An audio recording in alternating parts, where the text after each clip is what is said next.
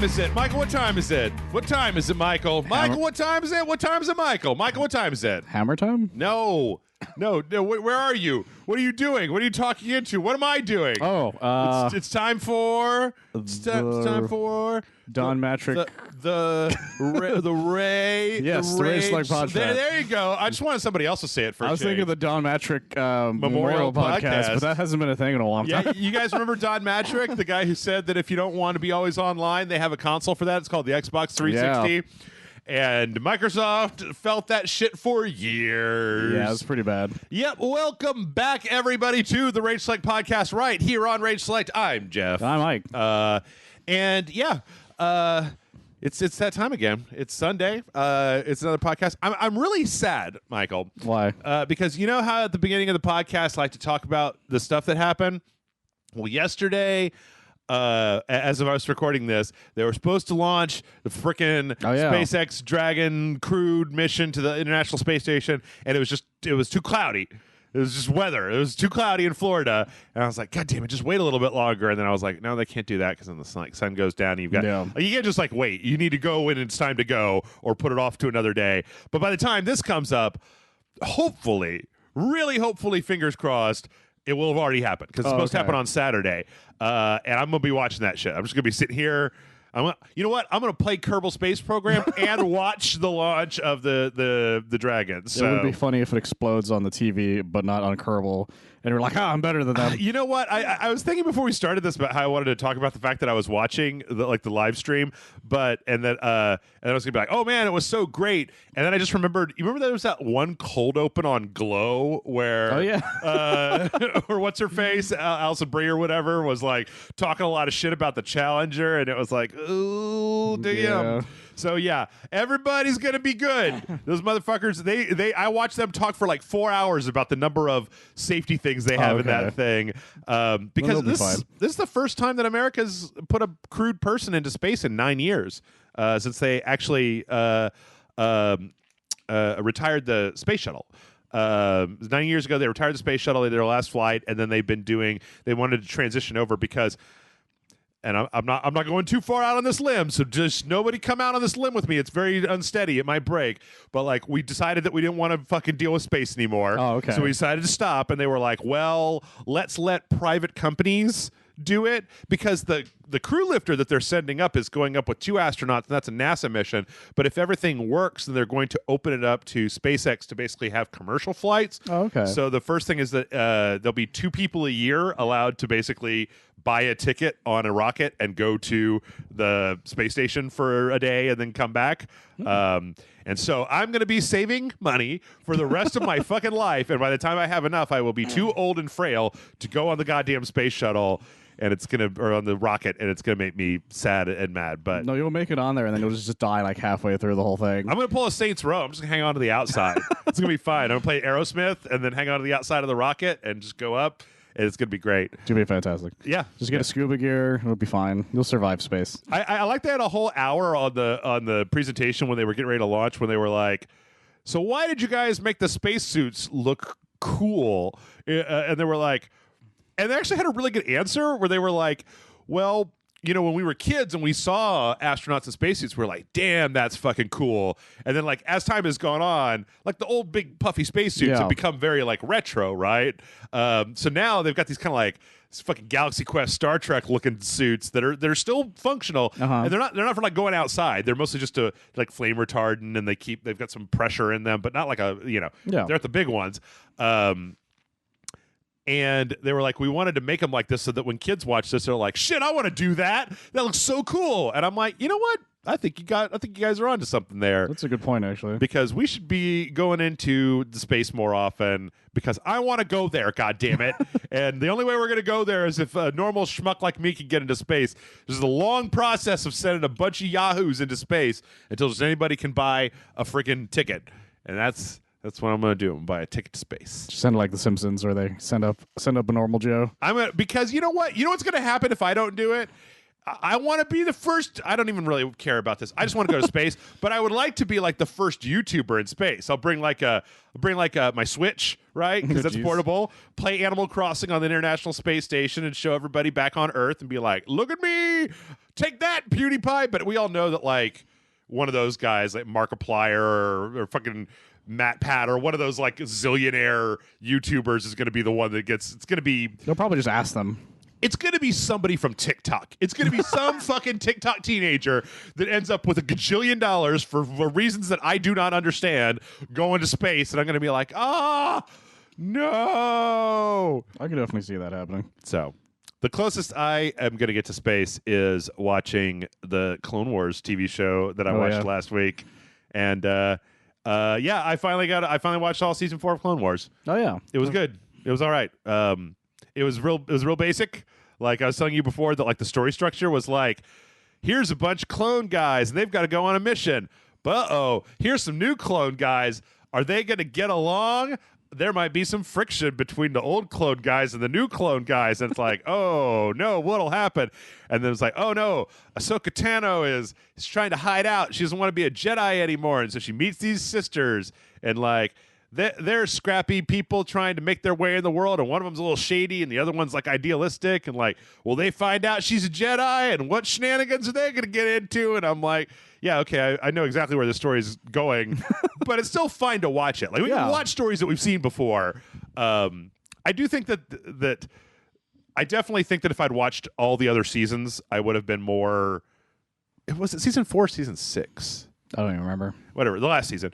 If I'd watched 7? more of it, I would have been, I think, way more attached to Ahsoka because in the early Clone Wars, I felt like she was just irritating. Okay. Like idealistically chirpy and just like, come on, Anakin, lighten up, you big dope, let's go have an adventure. I could be totally making that shit up, but well, that's kind of how some characters were in that first Clone Wars movie. Yeah, when they made the actual like. Oh no, it's technically the first episode kind of thing. Oh god, yeah, the Jabba the Hutt's gay uncle. Yeah, yep.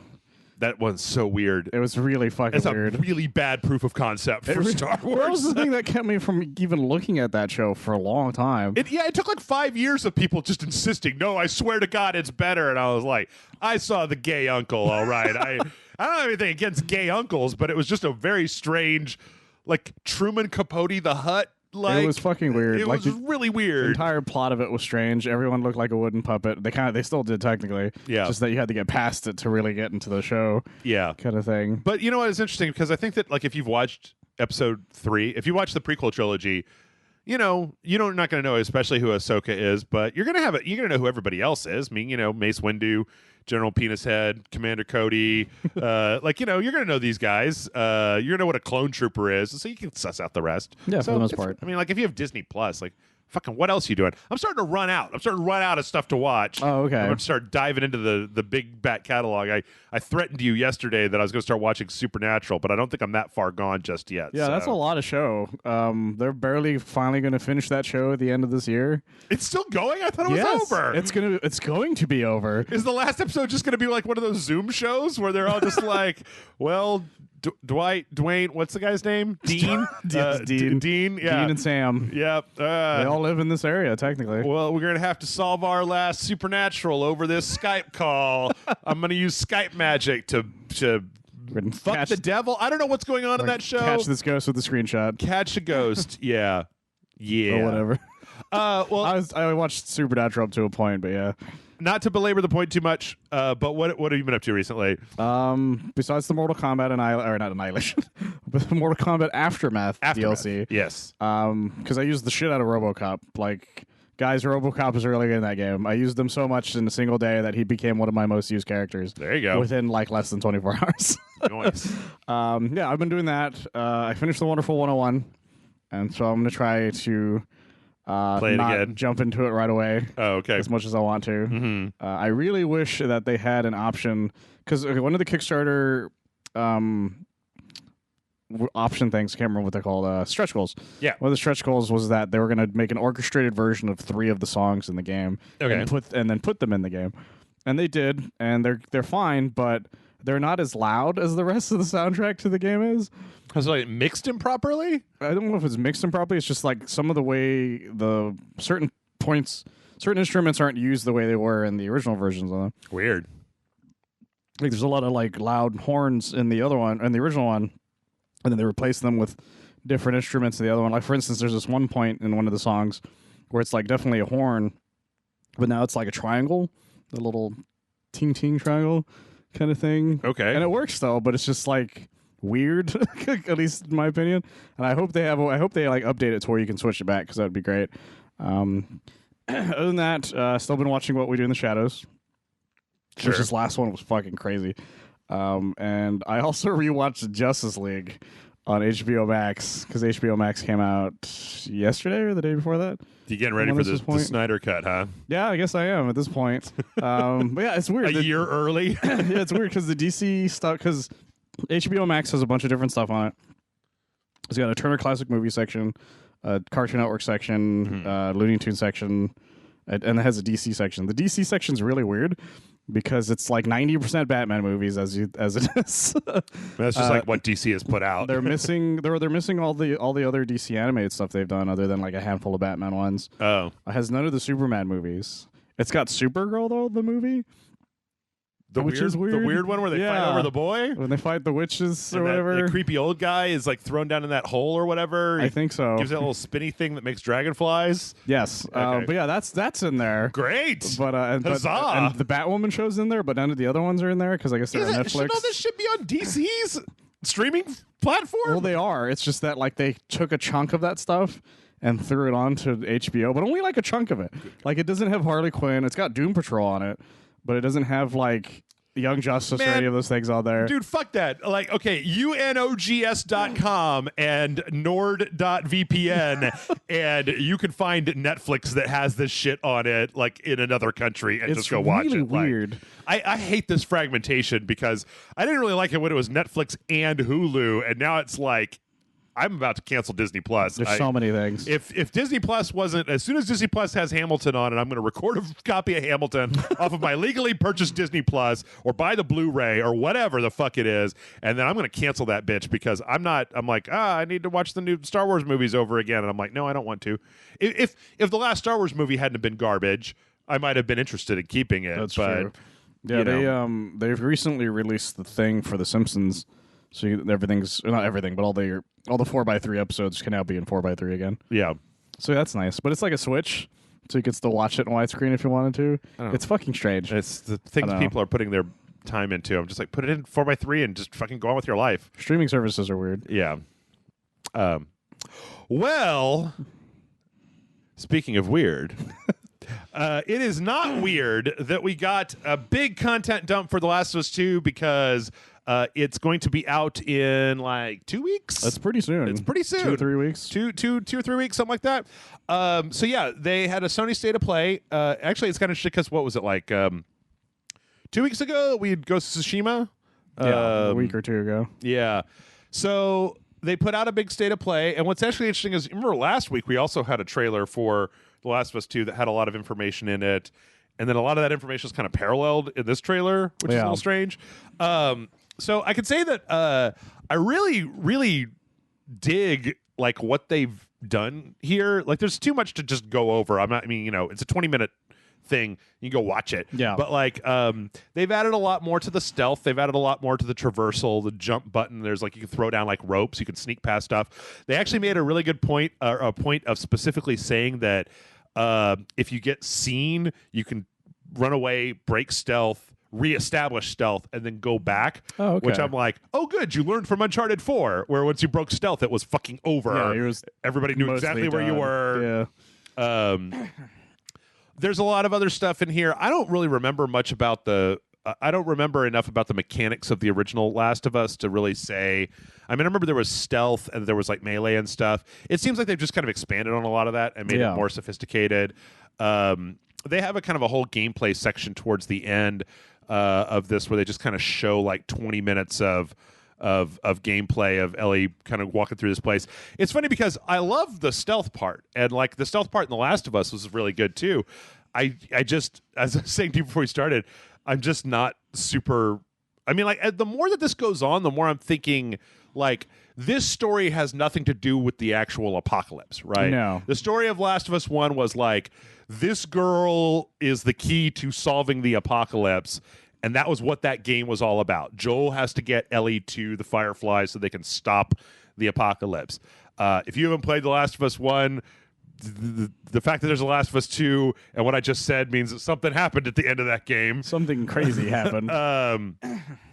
But this one seems more like Ellie's just on like a fucking rampaging revenge mission. Yeah, type of it's a thing. revengeance mission is her entire thing. Yeah, and that just happens to also be the cordyceps, the infected guys around. So, Well, it's because it's not like the infected disappeared kind of thing. yeah, but they're like more under control now. Like Ellie lives in a town that has a big wall around it. So yeah, but life has moved on, kind of thing. They built the wall. They kept the zombies out. It's like the middle of the Walking Dead comic, I guess, like where there were established towns, but they're still roving bands of crazy people. Yeah. So yeah. And this whole gameplay section, I mean, it just shows off that there's like, Naughty Dog knows how to make action. Naughty Dog knows how to do movement and kind of flowing, kind of flowing combat in and out of combat into stealth into things like that. It still looks great. I mean, yeah, everything that I'm seeing in here really does look fantastic. And the more I see of it, the more I gotta say I am kind of interested. I just kind of wish that, like, if it is just, I wonder how much of the first one is going to tie in, because if it's just kind of a revenge story, then I almost wish that this would have just been like a side story. Like, it didn't have to be Ellie. Ellie and Joel's story is over. Let's go look at somebody else in this apocalypse. It could have been a completely different section of the country, but a completely different group of people. Yeah. And I would have been okay with that, because that's what I really would have wanted from a sequel to The Last of Us. Is a story that wasn't just about Joel and Ellie, because to me, it's still, that story ends so perfectly, in such an ambiguously perfect way, that I didn't need to know the answer to the ambiguity. Like, what happens next? Yeah. Now it's like, oh, everything was fine, and then they just hung out and everybody grew up fine. It's like, okay, cool. But as I said, as I've come to say a number of times before, I'm sure that y'all are all real sick of this, but it's only 3 weeks, and then I'll stop saying it and go on to my next part. Naughty Dog don't make bad games, even the ones that aren't my favorite, like Uncharted 3 and 4, and some even The Last of Us to some degrees. They're still very good games. Yes, like, compared Crash to any Bandicoot other games, is very good. What's that? You said Crash Bandicoot is very good. Except for Crash Bandicoot. That's a crime against nature and humanity, and nobody should ever play it ever because it's so terrible. Yeah. So, I'm going to play it. I mean, like, I'm going to get it. I'm going to play it. I'm looking forward to it. I mean, even if I wasn't doing this show, like, even if I was just a regular old video game person, I would be getting this game and playing it just because it looks like it's going to be a lot of fun. And a lot of the stuff that they've said, like last week we were talking about how there are all these hidden, like, story beats where you might not even be able to see all of it in one game. And I'm like, okay, that's cool. I can deal with that. Naughty Dog hasn't failed me yet so far. Yeah. I'm still waiting for those weird-ass kart racers to make their comeback. I don't know, man. Uncharted 4, I don't even hear people that really are just like, oh my God, do you remember Uncharted 4? You remember how amazing Uncharted 4 was? And I'm like, I do. Yeah? Because that's usually just me. Oh, okay. Because I really like Uncharted 4 a lot, other than the fact that there's one giant fucking plot hole in that story that could be solved by just a quick Google search. Yeah, I don't know. Uncharted 2 was the best for me, and Uncharted 2 is the best, but I'm not saying Uncharted 4 wasn't bad. Yeah. Also, there's a really brief part in this gameplay trailer at the very beginning where Ellie sneaks up on this lady, and she's playing she's playing a PS Vita, which just goes to show how hard up you are in the post-apocalypse. That's the only thing you got. But what's funny is that you can actually hear when she pulls her headphones out, you can hear what's coming out of the Vita, and it's Hotline Miami. It's the music for Hotline Miami. So you can hear the little like the chiptune stuff coming through. The apocalypse is insane. Only the Vita survived. I'm just wondering, where are you charging your Vita, girl? Because that thing doesn't have a huge battery life. Well, where's she getting the memory cards for those things? Because those memory cards are ridiculous. Yeah. I mean, it has some internal storage, so some, but only like a little bit. She's only playing Hotline Miami. I mean, what does that take? It's like 4K. I guess that's true. Yeah. not like the screen resolution 4K. Like 4 kilobytes. It's the roaming bandits of the Vita users. Yeah, they're in they've been outcasted by society. They're going up against the retro Game Gears. So, yes, Last of Us 2 is coming out pretty soon, and you'll be able to play it. Maybe, though, not if you live in the Middle East. Dun dun dun. Apparently, The Middle East are not Vita users. Apparently. yeah. Apparently, it's been delisted from the Sony pages in the United Arab Emirates and Saudi Arabia. They're pretty sure that this is because there's LGBT stuff in here. It absolutely is. It's almost got to be. Now, of course, the PS4 is region unlocked, Yes, so you just free. buy yourself a US PS4 card and buy it off the US store. Yeah.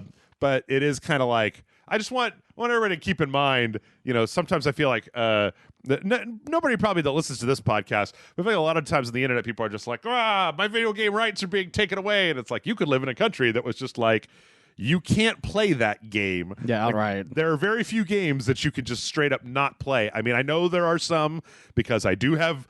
This is not a fucking NordVPN commercial, but I got NordVPN originally to play that dumb Dead or Alive game that was only listed in Asia. Oh yeah, and I've used it to buy. I've actually bought that Super Robot Wars that you and I played. Oh yeah, that's was Japan only, right? I think about the Hong Kong version of it or something. But yeah, so. Be happy that you don't have to go through the process of buying a cash card and entering it in. It's crazy. Yep. Speaking of big drama, we had a big drama this week over the Skyrim grandma. Yeah, I heard about this. Did you hear about this? So, for those of you who don't know, what is this lady's name? Shirley something? I just knew her as Skyrim grandma. Shirley Scurry plays Skyrim. And she basically came out this week and had this is actually a story that's going to show that from time to time, Michael, I have to kind of swerve in the way that I talk about stuff, right? So she came out and put out a video and basically said she was going down to like two days a week. She was just going to stream on the weekends instead of trying to put out daily content. And she talked at length. Like, I really recommend that you people go watch this because, if you ever want to know what the inside of Jeff's head is like. Okay, basically, Skyrim Grandma was like, from here on out, I'm only going to stream 2 days a week. I'm really fucking sick of people, like, telling me how to play, telling me what I should do, criticizing what I do, and then, like, asking me questions, and if I say, like, no, then they say, like, why? And then, like, expect me to answer them, because apparently Skyrim Grandma, like, responds to a lot of her YouTube comments. Oh, okay. And basically what she described is... everybody, if you've ever put gameplay on YouTube, Skyrim Grandma is experiencing that. That like the number of people who just fucking are mad at you because you didn't play the game the way they wanted you to, or because you did your own thing, or because you weren't super good at it, or because you had the wrong opinion, or because you didn't like it. Like, I have been doing this for 9 years now. It's been a while. And I've gone through pretty much every single one of these, and to this day, it still fucking bugs me.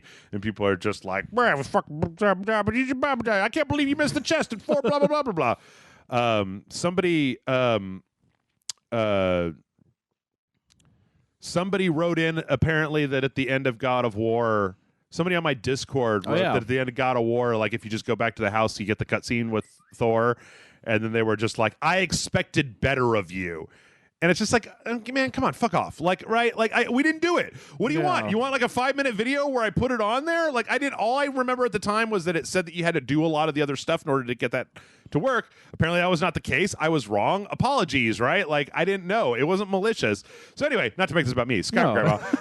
So Skyrim Grandma is a little mad about this. And the other thing is that she's old and she has like health problems and she's getting wound up. Yeah. She basically said like, from this point forward, if you're irritating me, I'm going to delete your comment. And I'm not going to respond to as many comments as I used to. Yeah. And I'm only going to stream a couple days a week. And I'm going to try to have fun with this instead of feeling like I have to do it. And so what's interesting is that I didn't really see a lot of people that were like piling on Skyrim Grandma. However, this is the one thing that I don't normally do.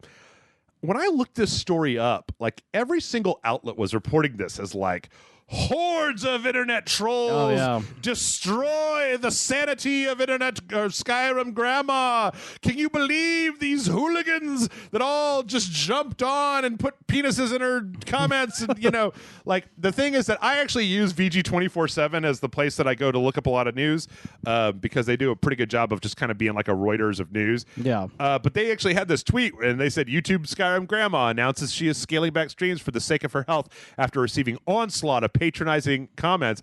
And Shirley herself responded to that and said, I don't know who you are and where you get your ideas from, but there was no onslaught of patronizing comments. But yes, I am scaling back my videos due to health. Most people on my channel are very nice. I do wish you would delete this so it would go away because she basically was like, hey, I'm going to stream less. And then the internet was like, evil internet people have driven Skyrim Grandma to the point of death. And then the internet started fighting and she was just like, I just am going to be like scaling back. I didn't want this. Like I just wanted to go do my thing. She's a sweet old lady who just wanted to pull back a little bit, and everyone thought she was being assassinated or something. I don't know. Yeah, shit's weird. So it's funny because normally there is this whole like weird thing on the internet about like game journalists. They don't know anything and they're bad, and I'm not usually on that because whatever, you just ignore the ones you don't like. But this was one where when I went to go look this up, it was just like every headline had some kind of variant of like trolls force Skyrim Grandma to stop streaming. And honestly, I think that it's just what happens when you have a video game channel on YouTube is, you know, like I was watching another YouTuber talk about this, and I think that it's pretty clear a lot of people, not just Jeff, but a lot of people, if you have a YouTube website and you get like, you know, 30 good comments and one bad comment, instinctually you will memorize the bad comment of course, and replay it in your head over and over again and argue with it. And sometimes if you're new, you'll go on and argue with that person online about how you're wrong and blah, blah, blah, blah. And then all the good comments, you just forget them because, you know, good stuff. Come on. It's how life in general works. Like every time I get a negative thing from my job, it's just like, well, that's what they think of me. It's like but there's like a closet full of like, here's all the good stuff. I'm like, well, I put that in a closet. Doesn't matter.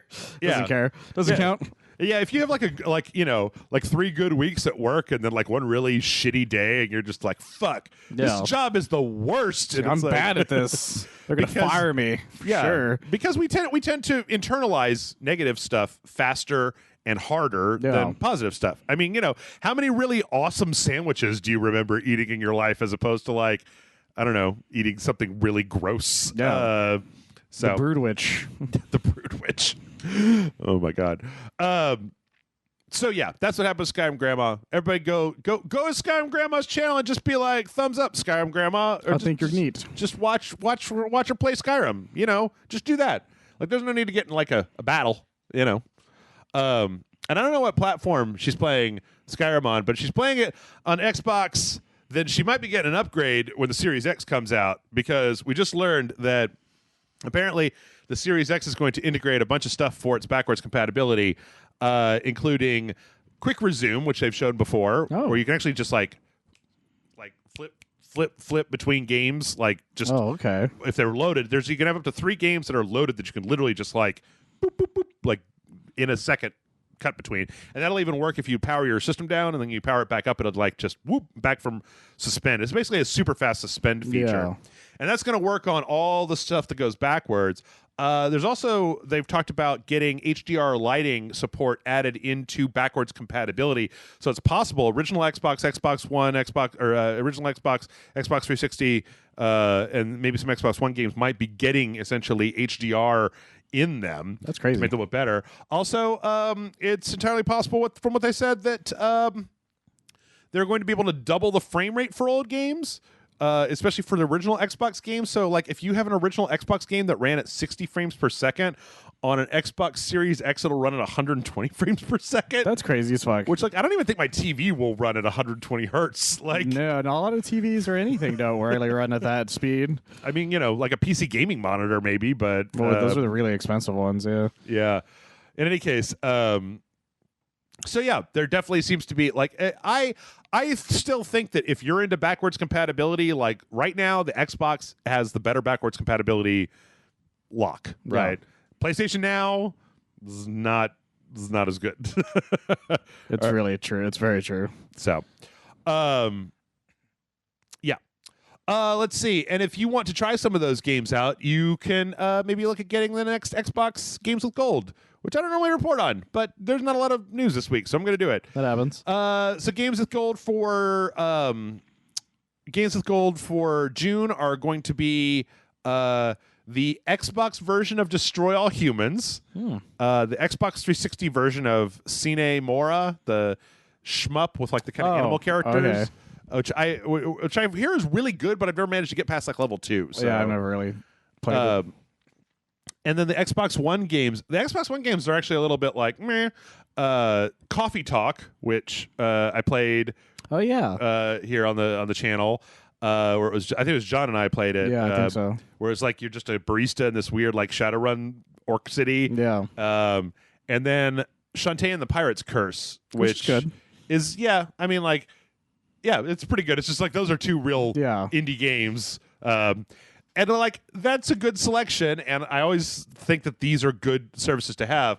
But then we also got the PlayStation games with gold or PS Plus games for June, and it's Battlefront 2 and Call of Duty World War II. So if you're into multiplayer, sure, and you want to get in on that Battlefront 2 now that it's almost all the way over. I mean, that's a weird thing with Battlefront 2, right? Because it's free to play, or like getting it on the PlayStation Plus, you're going to get all the planets. You're going to get all the like. There's going to be some skins you don't have, but you're going to get, you're going to get access to Scarif and Geonosis and all those things that they've been working on for 3 years. That's actually a pretty decent thing. As far as Call of Duty World War II goes, is anybody playing Call of Duty World War II? They are now.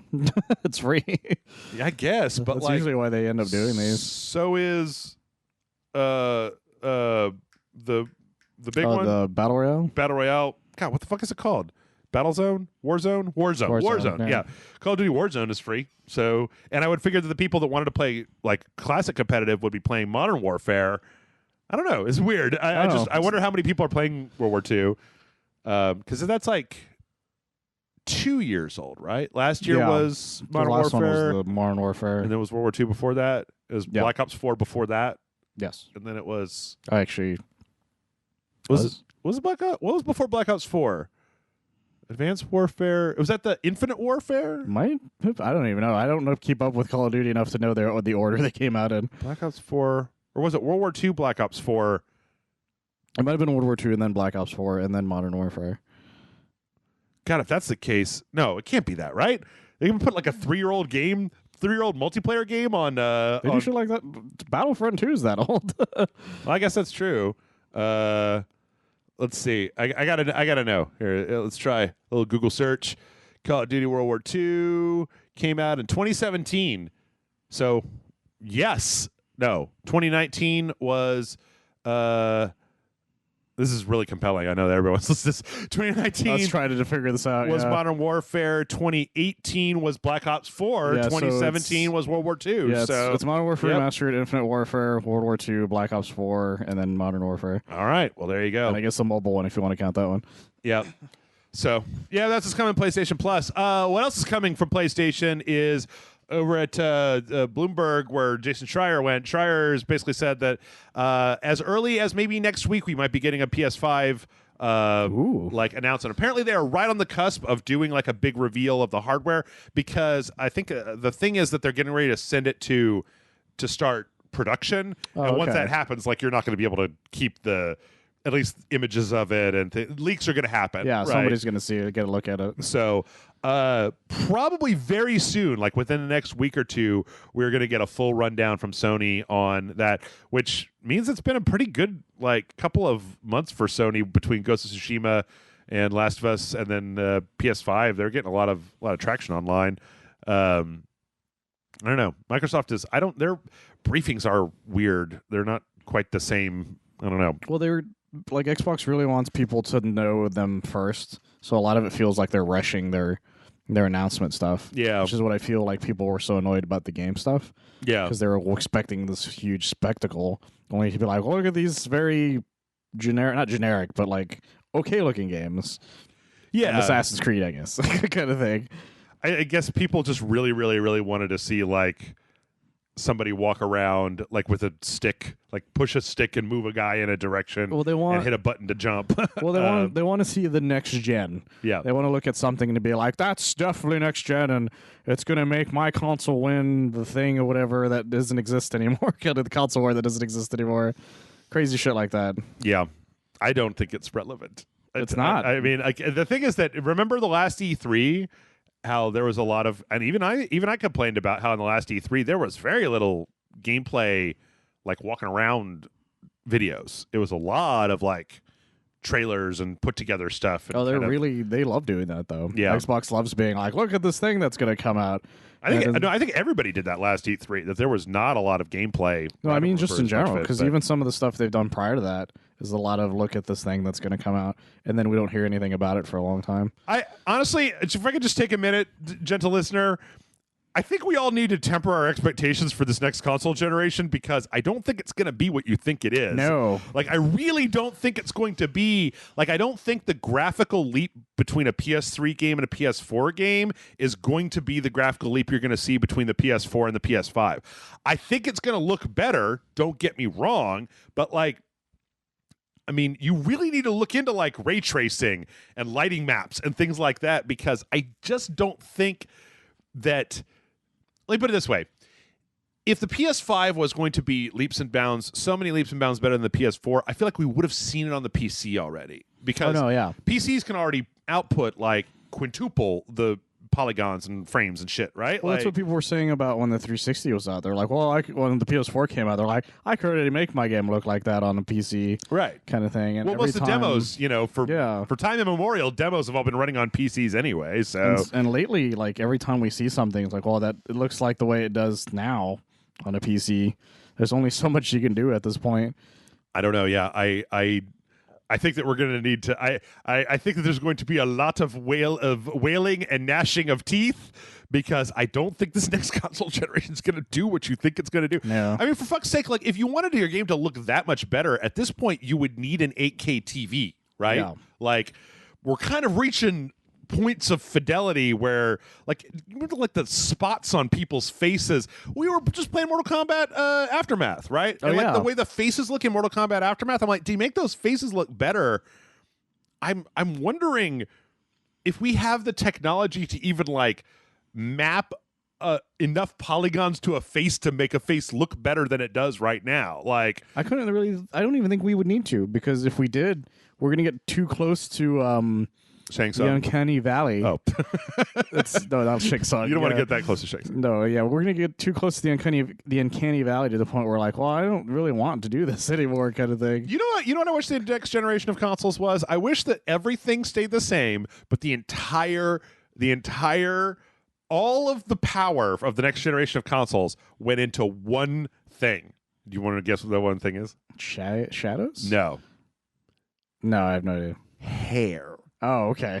Hair still looks fake as fuck. Yeah. And like whenever anything but a short-haired person, like whenever there's a long-haired person in a video game, it's like, oh shit, I'm playing a video game. It doesn't work out too. Do you remember when they had that Tress FX card for the Nvidia or whatever, that add-on that Tomb Raider supported? Oh yeah. That made her hair look better, and even then it didn't look very good. It wasn't so much better, but it was slightly. I don't know. It's a whole thing. Yeah.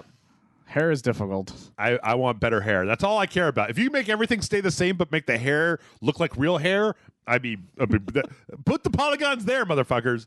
A lot of work. Yep. Speaking of polygons, I got a Polygon article here that says that BlizzCon has been canceled for this year. Oh, no. Entirely. Like, I think that it had been kind of a question of, is it going to happen?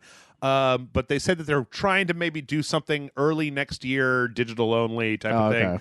I was actually thinking about it. I think this is actually a really good move for Blizzard because I think Blizzard needs to just like fucking stay the fuck out of everybody's eye line for a little while. It was a good time for them to cancel. BlizzCon was really what it comes down to. Yeah. They've been in such bad light in the past year. Did they just announce that they're going to put World of Warcraft on consoles or something? There's something about the Shadowlands expansion. You got controller support or something now? I have no idea. I haven't really looked into that. I didn't look into it either. I just find a McCree action figure at the Walgreens nearby, though. Okay. All right. Cool. It popped up in my head because I was thinking of other Blizzard things. I almost bought it. It's like $20. Yes. So that event has been canceled. I'll tell you what event hasn't been canceled.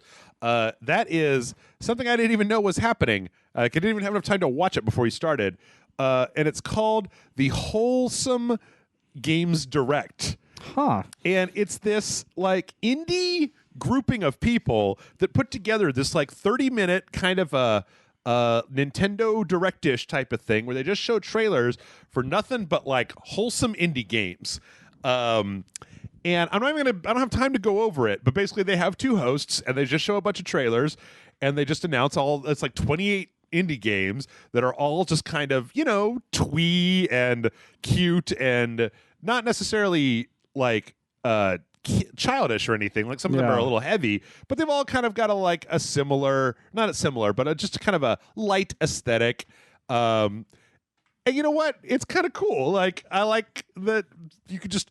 I mean, I've been saying for years, like, it doesn't take anything to make your own Nintendo Direct. You just have to know enough people to get the trailers, right? Yeah. Like, I could make a Nintendo Direct with everybody's trailers every week. I've thought about doing it. It's cool, though. Like, it is an interesting idea, especially with the way everything is nowadays. Yeah. Like, you don't need a big stage to announce a game nowadays. YouTube is your big stage now. Yeah, anybody can do it. Even like, Twitch. There's no reason to not do. You don't need a stage. You don't need anything. Yeah. In fact, all you kind of need is a relative, like a background that's not just a green screen. Or I guess if you have a green screen, you can always just put a bookcase behind you. Well, that's the thing. It doesn't take a lot anymore to really announce anything. Yeah, I need to get a new camera and a new rendering thing, and I'm just going to start making Nintendo Directs where I just put like my 5 favorite trailers every week into a one thing, and then just totally rip Nintendo off and then be like, can't copyright red and white, Nintendo. This is my house now, Nintendo. Yeah. It's my Direct. So, yeah, look up Wholesome Direct, Indie Game Showcase 5/26/20, and you can check out all these little indie games, and they're pretty cool looking, and, there's a whole bunch of them. They're all kind of, if you're into that sort of thing, that kind of, I feel like people know what I mean when I say like indie game aesthetic. Oh no, yeah, especially nowadays. Kind of like funky, almost Wes Anderson-y. Yeah. So yeah, go check it out. Things are. It's pretty cool. It's pretty cool for stuff. So, let's see. So that's pretty cool. I'll tell you what's not cool, and that is Steam. Sort of. Go on. Because Steam, and this was something that started last week, but it got a little bit more concrete this week, has been toying around with releasing a version of Steam specifically for China, because, China, right? Okay. So some people have kind of gotten their hands on these alpha builds of these Steam clients for China, and I'm going to go back to what I was saying before about the Middle East, like, you know how we like to complain about who's winning the console war? Like, gaming fucking sucks now. Oh my God, you should go read what happens when you log into Steam China.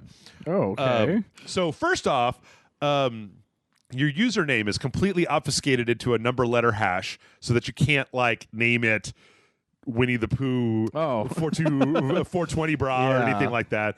Like, it's completely hashed out. And apparently US users can't, I think you might be able to have a username, but like nobody else can see it. Like they just see a string. But that's not the bad part. Here's the bad part. Every time you launch a game, a message from the Democratic People's Republic of China comes up that says, boycott harmful games, reject piracy, and play in moderation, and sits there for 5 seconds before you can actually log into your game and play. Good, what? Yeah. But that's not the worst part, because I don't know if you know this or remember this, and I'm sure I've talked about this before, but China has this whole thing where like it is actually against the law in China to play games or do recreation between like 8 p.m. and like 6 p.m. and like 10 a.m. or something like that. Huh. So if you try to launch a game on Steam during that time, a message comes up that says like, no, you are not allowed to play games during this particular time period because the fucking government has decided that you should be studying or hanging out with your family, but not playing video games. And I know that everybody does this, so I'm not necessarily just like calling Steam out, because there are plenty of, movie companies take out shit that China doesn't like all the time. Yeah, they add stuff. They add stuff that China does like. A lot of movies are catered to China these days. Everybody wants the Chinese market, et cetera, et cetera. But I think it's worth calling it out that, like, man, fuck a bunch of China. Like, I really, like, you can't tell me when to play video games, dude. Winnie, like, I can't, it's not your decision, brah. Like, I guess that's one of those things where you hear about it and you're like, God, I'm glad I live in fucking America where I could drink and smoke and play video games at 4 o'clock in the morning, get fired from my job, and like, get arrested for running around outside. Like, and not shot. They'll just be like, go home, sir, you're white. And I'm like, oh yeah, sorry about that. But it's just insane to me. Like, it's like you said, it's because we live here and not in China. The idea that this is even a thing. Yeah. But it makes perfect sense if you're there. Sure. But it's still shitty. I don't know. I don't really know what to say on that one. Also, y'all should go, if you care about China, you should go look at what the fuck is happening in Hong Kong right now, because that's just fucking unreal. Oh, it's nuts. And boo, boo, boo, China, boo, boo, boo, boo. Also release Detention, or the other one. The one, remember the Red Candle games, the horror game that they delisted because one of their assets had a Xi Jinping is Winnie the Pooh joke I in it. forgot about that, yeah. Yeah. That was a whole thing. Big man over here, my big fucking Austin, Texas house, talking about all of Japan. They're going to show up and be like, I'm sorry. Come at me, China, he says. Yeah. Well, speaking of stuff that you can't play on Steam, Student 51 recently did an interview where people were asking him, like, they wanted to get a bunch more of his games on Steam. Or actually, they wanted to get them on the Switch. Okay. And he basically said, like, Killer 7 is Capcom's. Like, I don't own that. I can't do anything with it. Yeah. I can't make it go on the Switch. Same with Killer is Dead. It's split between Katakawa Games, and so their approval will be needed to put the game anywhere else. Silver Case might be coming to Steam, though. It seemed like he was pretty interested in doing that because they did that re-release of it not too long ago. And he also briefly hinted that one of his early PS2 games, Flower, Sun, and Rain, might be coming as well. Oh, that's interesting. I've never played that one before. I don't really know that much about it. I didn't even know that was his. Do you know what it is? No. Okay. I remember playing I heard like the name of it pop up once. like a DS game of his where like one screen was pixel art and one screen was like not pixel art. That was kind of interesting. It was like a weird, it's like The World Ends With You, where you were doing two screens at the same time. But so yeah, if you're a fan of Student 51, you might be getting some of his games on the Switch. Something else you probably be getting on the Switch is Bayonetta 3, except Hideaki Kamiya wants you to fucking stop asking him when it's going to come out or if it's canceled. He literally went on Twitter last week and said, it is not canceled. I'd like you to take your concerns and throw them out the window immediately. Basically, I mean, I hate for this to just be like a condemnation of the internet podcast, but like, you know how the internet is. I'm sure that it is exhausting to be this guy. I'm just like, when are we going to see more about Bayonetta 3? And like, you may have only asked him one time respectfully, but there were also fucking 50,000 other people who were just like up his ass every day. Well, that's the thing. And that's what I love about Kamiya is other people would be like, well, like they would graciously say something. Yes. Kamiya does not give a fuck. And I love him for that reason. He'll outright tell you to go fuck yourself. Yeah. And you will love him for it. Yeah. He's just like, nope, don't ask me. Which is good because I was just about to. I was actually going to ask him on Twitter because I really want. I'm looking for Bayonetta 3, Metroid Prime 4, anything that's not fucking. We're done with Animal Crossing, y'all. Can we just smash Animal Crossing out? Y'all got what you wanted. Let Jeff have his Bayonetta, please. Please let Jeff have his Bayonetta. I love Kamiya so much. He's the best. Speaking of Metroid, an Italian retailer, yes, online retailer, listed Metroid Prime Trilogy for the Nintendo Switch. Oh, they're Swedish. Yes, called Inet, or Inet, or I don't. Maybe it's got some Swedish pronunciation. I'm just doing it wrong. No idea. But it's funny because I feel like Nintendo's really gotten messed up by coronavirus, and it like, you know what? It sounds like if. Sorry, not coronavirus. It sounds like if there hadn't have been the pandemic this year, that like Nintendo was going to kick some fucking ass. Like Prime Remaster. I bet this Prime Trilogy Remaster. You know how we were talking about Paper Mario? Oh yeah, how that was going to be part of like their whole like it's the year of Mario. They're going to have a whole presentation where they're going to like outline all that stuff at E3. I bet you that there's going to be a Metroid Prime 4 trailer soon, and that they were going to end their E3 conference with a Metroid Prime 4 trailer, and then and one more thing, the Metroid Prime trilogy is coming to the Switch, and it's out right now. I could definitely see that. I mean, if we talked about the timing of Origami King, right? Oh, yeah. They could have done that too. Can you imagine if they had come to E3 and released a remaster of Sunshine, Origami King, and the Metroid Prime trilogy for Switch all in their E3 press conference? It would have been like, oh, fuck! That would have blown everybody's fucking mind. Yeah, it's like they brought their A game for the year when Sony and Nintendo were going to be showing, or Sony and Microsoft were going to be showing their new consoles, and then they just had to be like, what do we do now? And it's like, well, I don't know. Puppets. Yeah. Well, but that's the thing. They could still do a Nintendo Direct. I don't understand why they don't just... Maybe they oh, you know what? I bet it's because when they do a Nintendo Direct, they feel the need to, have a production staff and put it all together. They're not doing that shit in Jeff's apartment like I do. Yeah. That they have to put, makeup on their hosts and then, They have a whole set kind of thing. Yeah. And I don't... They call me Nintendo, man. I can make this happen from here. I can make it happen from here right now. I even have a puppet. I have 2 puppets. Yeah, I guess that's true, yeah. Just paint one.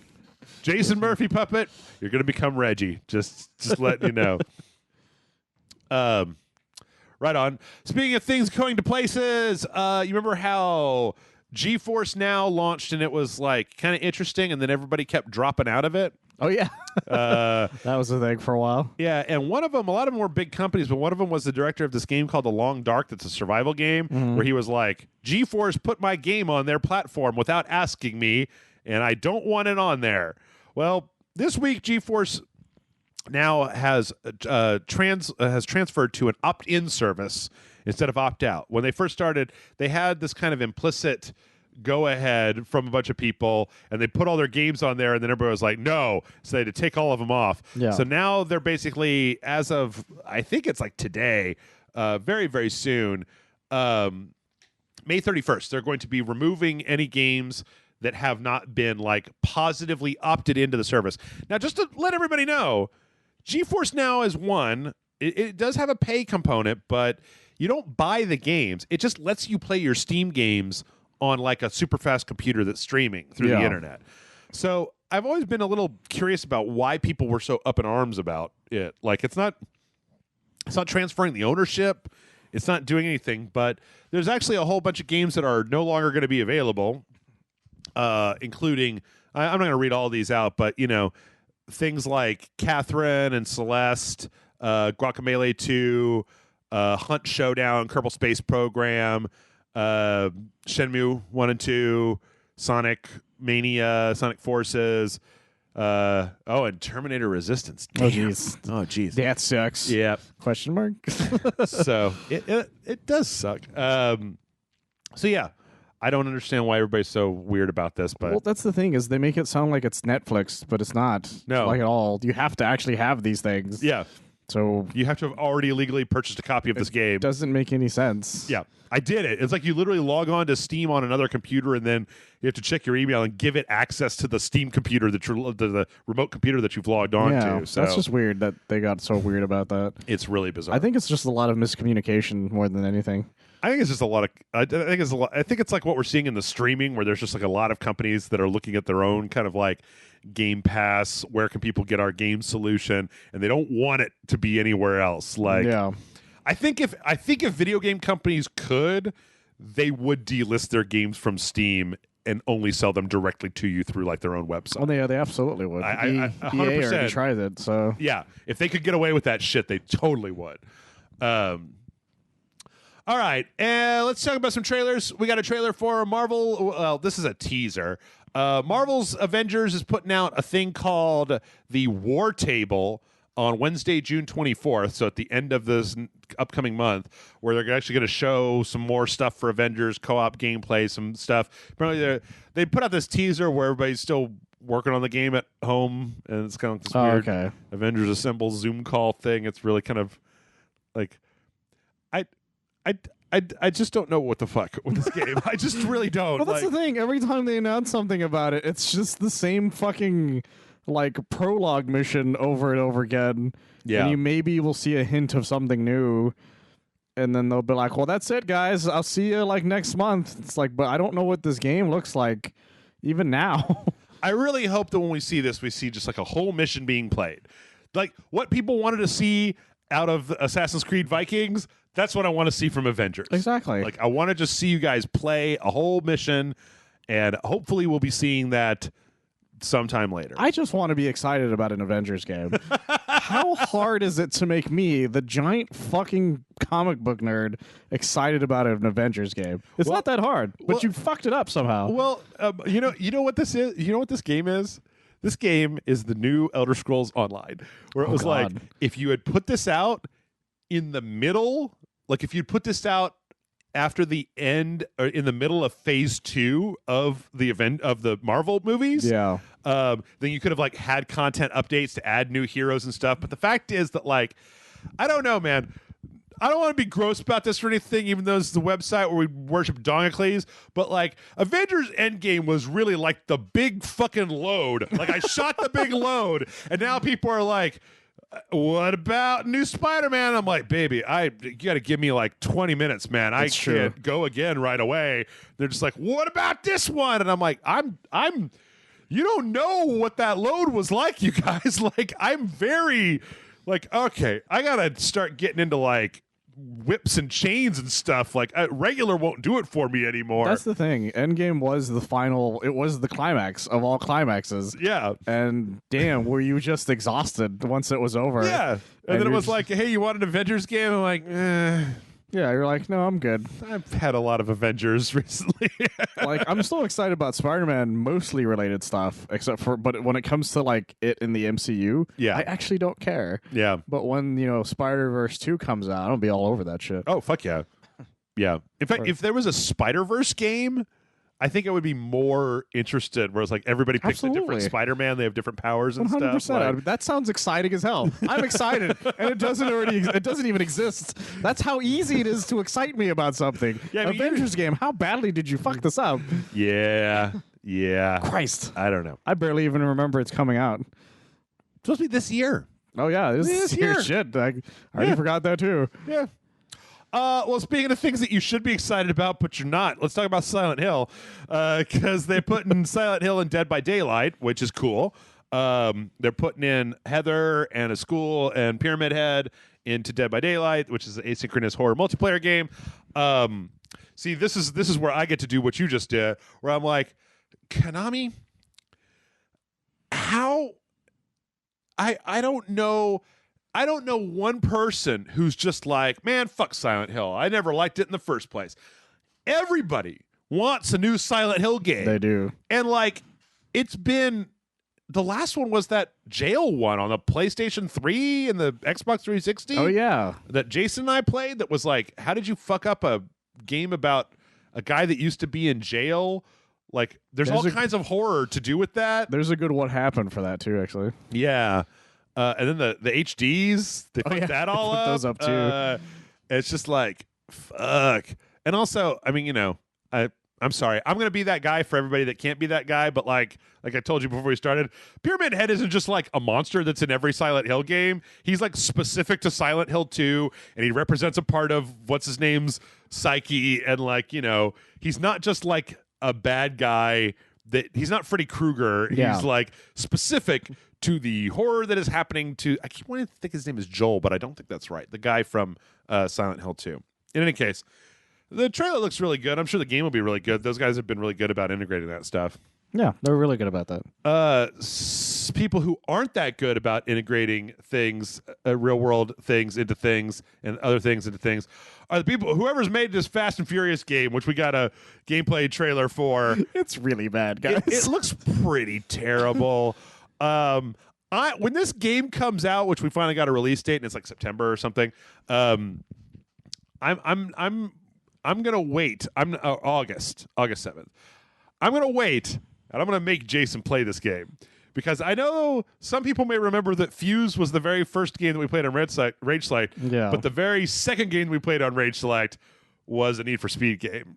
Oh yeah, it was like Need for Speed Showdown, I think was like the name of it or whatever. Like that, yeah. It was like the third video we put out, and they aren't making any sequels to Fuse. All right, so and also I'm sure you guys know what that means, right? Is that we started with Fast and Furious, and once this game comes out, that'll be the last video that we ever make, and then we're done. The podcast, the website's over. It was really just done. a bookend for the Fast and Furious. It was all just a Chronicle Riddick thing. It's fine. This game looks fucking terrible. It looks like okay. You want to know what this actually looks like? What's that? It looks like the first trailer you show off, like 2 years prior to it releasing. Yeah. To be like, well, this is what we have right now as like a work of concept kind of thing. Yeah. But somebody was like, oh, this is the game, right? And then they just said, hey, we're going to release this. I mean, when you said it looks like a PS3 game, you were correct. Yes. Like, it looks like an early gen Xbox 360 game when they were just figuring out how to get Unreal 3 on there. Like, It's sad looking. it looks like garbage. I mean,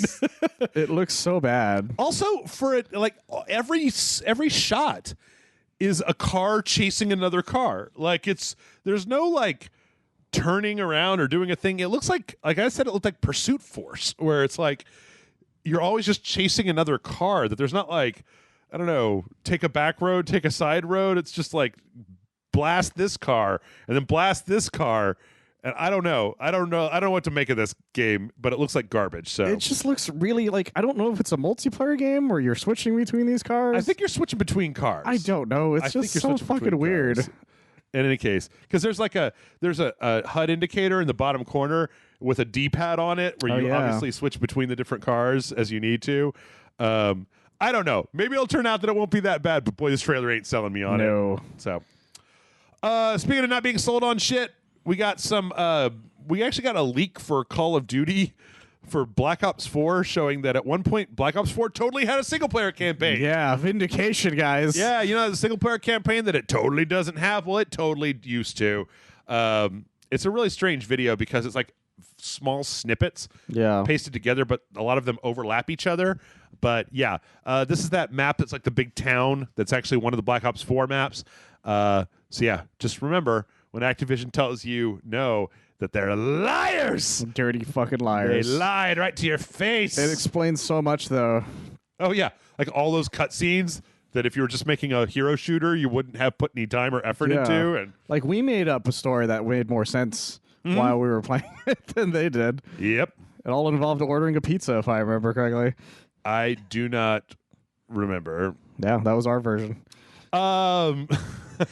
We also got the news that Modern Warfare Season 4 is going to be coming June 3rd, which I don't know. I don't think you probably know this, but at the end of Call of Duty Modern Warfare, like Ghost from Modern Warfare with the skull mask, radios Price and tells him that like the place where Warzone takes place, that there's like a bunch of factions fighting each other, and he's like, I'll be there. And so like technically there's a story for Warzone that ties into the end of Modern Warfare. Oh, that's weird. And apparently it's going to be like continued starting with this new update. So that's fascinating. Yeah. We also got a release date for Final Fantasy Crystal Chronicles Remastered, which we've known about for a long time. We finally got an actual release date, which is August 27th. We also got some information about there's going to be like character voiceovers and some new bosses. And I don't think Crystal Chronicles is a crappy game. I think it's a crappy game, Michael. Did you play it? No. Oh, I don't know anyone who played that game, to be honest. I was super excited for it, and then I played it by myself, and it was garbage. Maybe if you play it with other people, but like, remember that was the game where you had to like, if you want to play with other people, you need to like hook a Game Boy up to the GameCube. That's right. Yeah. And then all the menus were on your Game Boy. Like, you had to have like 4 friends with cables with Game Boys to play this Final Fantasy game that was like, meh. It was okay. Yeah. I don't know. Yeah. Yeah. I forgot about it, to be honest. Yeah. Well, you'll be able to find out more soon. We also got an announcement that apparently, so you know, they did the Vader Oculus thing. Apparently, they're making some more Star Wars content for Oculus. Lucasfilm is, and this one is a Tales from the Galaxy's Edge now VR thing. So Galaxy's Edge is the theme park, right? Yeah. But you know, right, that the Galaxy's Edge has like a whole story. Yes, there's an actual plot to Galaxy's Edge. Yeah. And like, you know, that's why Rey is running around and she'll like take your kid on an adventure, which just sounds like the coolest thing. And like, this is one of those things where everybody gets all mad. And even I don't like the new Star Wars movie, like the last one. Yeah. But like, I can only imagine being like a 7-year-old and some like lady that looks like Rey like is like, come on, I need your help, and then like runs off with you into the Star Wars theme park and has an adventure over the course of an afternoon with you, and then gives you like a pin or something. You just be like, I will never forget this for the rest of my fucking life. Look, Like, just as me now, Yeah. walking into an area and seeing a life-size Millennium Falcon would just make me like, yeah, this is it. This is all. It's literally all I would need to be excited about that. So apparently they're making some kind of story that is based in the Galaxy's Edge area, but it's going to be like one of those VR things like they did with the Vader thing. So there you go. Got a couple other things here before we wrap it up. Remedy, a new Remedy game has shown up on the Epic Game Store under a code name. No information. People are pretty sure this isn't the second Alan Wake or the Alan Wake DLC for Control. It is codenamed Big Fish, but the way that it's listed is it looks like it's a full other game. People may remember that Remedy actually was getting funding from Epic for 2 more games. So this is probably one of those. Gonna make more Threshold kids. I'd play that. I'd play it. I'll play whatever they put out. You want to sit on the big chair? Fuck Control, man. You make Jeff's Game of the Year list. I'll play it. So fucking good. I'll give it a try. Speaking of things we're going to give a try, Grounded, which is Obsidian's next game where you're tiny, is going to be getting a demo from June 9th to June 14th. It's actually going to be a single-player demo. So, which is another game that I'm very confused by, but I want to give it a shot. So, fair. See how it goes. Speaking of demos, there's a new System Shock demo available on the PC that gives you a bunch of weapons and new equipment. So go check that out if you want. And last but not least, got a couple fun things here.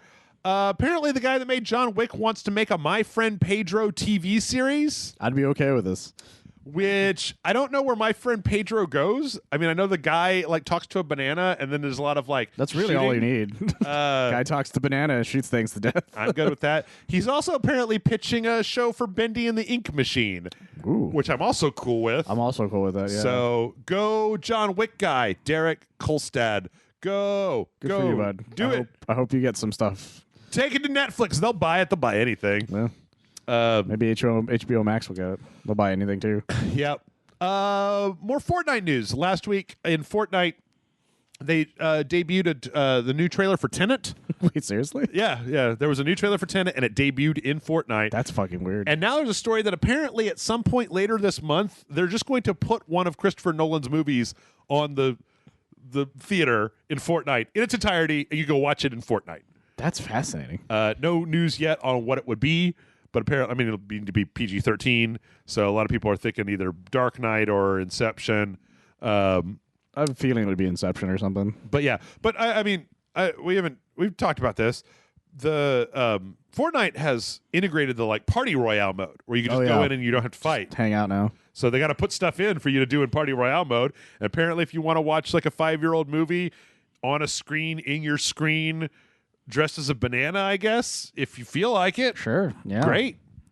And last but for you guys, definitely not least, we got some secret shots of the Super Mario Land that is being built in Universal Japan. Oh yeah. The Mushroom Kingdom. We've got some information, or we've got basically you can kind of see some Bowsery looking places, some Princess Peach looking places, a bunch of Koopas, a lot of pipes. There's some aerial views of it, as well as some kind of like side views. This looks great. I really kind of want to go. It looks really fun. I've been trying for years to go to Japan with Matt Frank, and man, if I could go to Japan with Matt Frank and then film in the Super Mario Park, I think it would be worth it. It would be. It potentially would be the best video, or would be the most popular video that we've ever made on this channel, right? I wouldn't be surprised. Just like show up as Mario and Luigi. I'm going, it's me, Jeffio. I'm here in the park. I wonder if they have like a Disney princess thing where you'd buy overalls and a hat, and it's like their Disney princess thing, except they also have like mustaches, but I don't need one because I've already got a mustache. Yeah. And they're like, but we do have to shave the beard because Mario doesn't have a beard. I'm just now picturing you and Matt like as a Mario Luigi running around in this fucking thing, and it just makes me giggle. When I picture me and Matt as Mario and Luigi, I'm Mario and he's Luigi, and for some reason I'm punching him in the nuts, but I don't know why. I really don't know why. You're like, yahoo! On that note, we're going to go ahead and take a break. When we come back, we're going to answer some questions. So everybody stick around. We'll be back with you momentarily.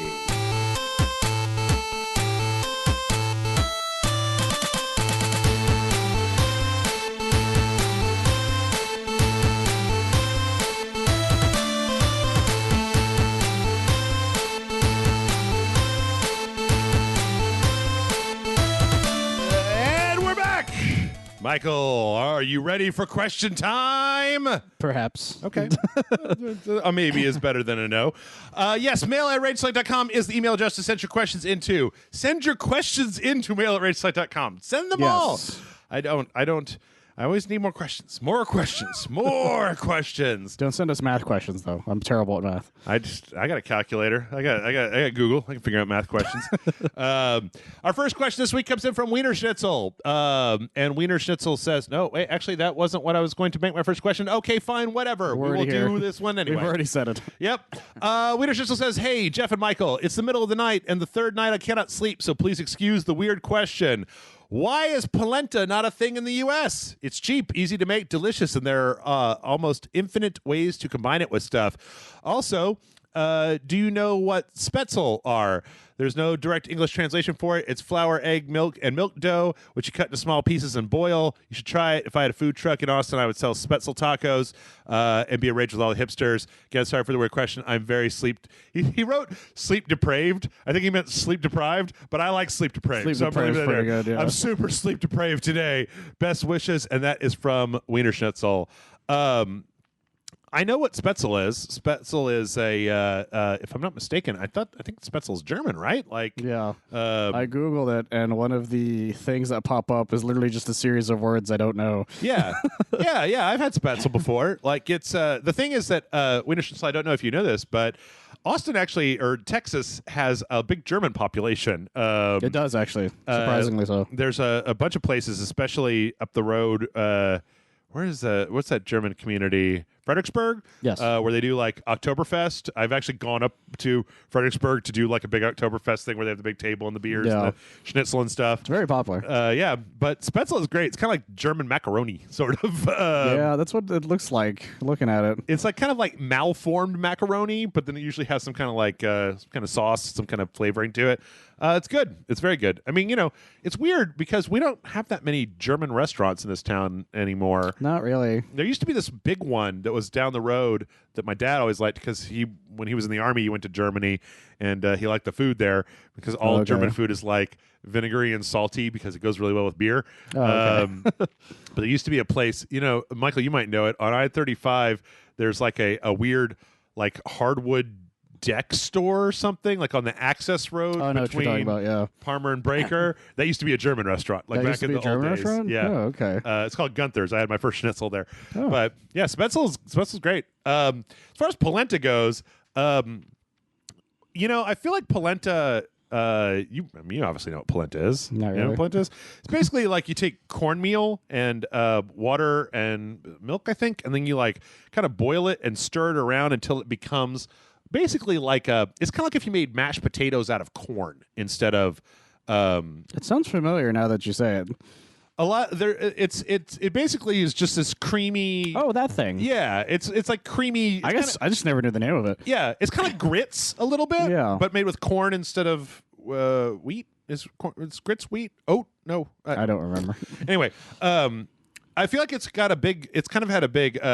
So Wiener Schnitzel. I think the thing is that I feel like I've actually seen a big comeback of polenta because there are a lot of shrimp and polenta recipes out there that I've seen. Because like shrimp and grits is also a thing that I've seen come back quite a bit, where you basically make like a flavored version of grits and then you put a bunch of grilled shrimp on top of it. Ooh. So you get the like kind of creamy grits and then the like tangy shrimp and then blah, blah, blah. But I've seen a lot of polenta with that. I actually have a really funny polenta story because you make polenta by just boiling cornmeal with like butter and water, and then you just stir it. You keep stirring it. Eventually, it thickens and it becomes this. It's kind of like making grits, right? Yeah. So I went to the grocery store back when me and my girlfriend were together. We wanted to make polenta for this recipe, and we went to H-E-B, and we were like looking for polenta. We were like, where's the polenta? I would like to buy some polenta for the side dish of this thing. Yeah. And we finally found on like the pasta aisle, it looked like, you know, those cases of sausage that you buy that like patty sausage that's in like a weird like tube, right? It looked like that, but it was polenta, and it was like $3.75 for like, I don't know, what would have been probably between 6 and 8 portions of polenta. And like we're looking at this, and it was like, why is this the only thing in the entire store that is polenta? And then I went to my phone and I was like, how do you make polenta? And the internet was like, you just boil cornmeal, idiot. Cornmeal, you know, that's like fucking 100 pounds for 40 cents, right? Like this is a poor people food, right? Like, I know I've said it before, but you know, my father, who I talk about a lot, he's always used to tell me when I was younger that like all the best food was like poor people food that then eventually we found and like zhuzhed up. That, you know, here's a tube of polenta that has been marked up like 800% because all polenta is cornmeal, and you could have just boiled cornmeal and made polenta. Or if you wanted like a version you could just heat up in the microwave, you're going to pay like this outrageous premium. But like, you know, flank steak is expensive now. And pork belly is expensive now. It's a pain in the ass.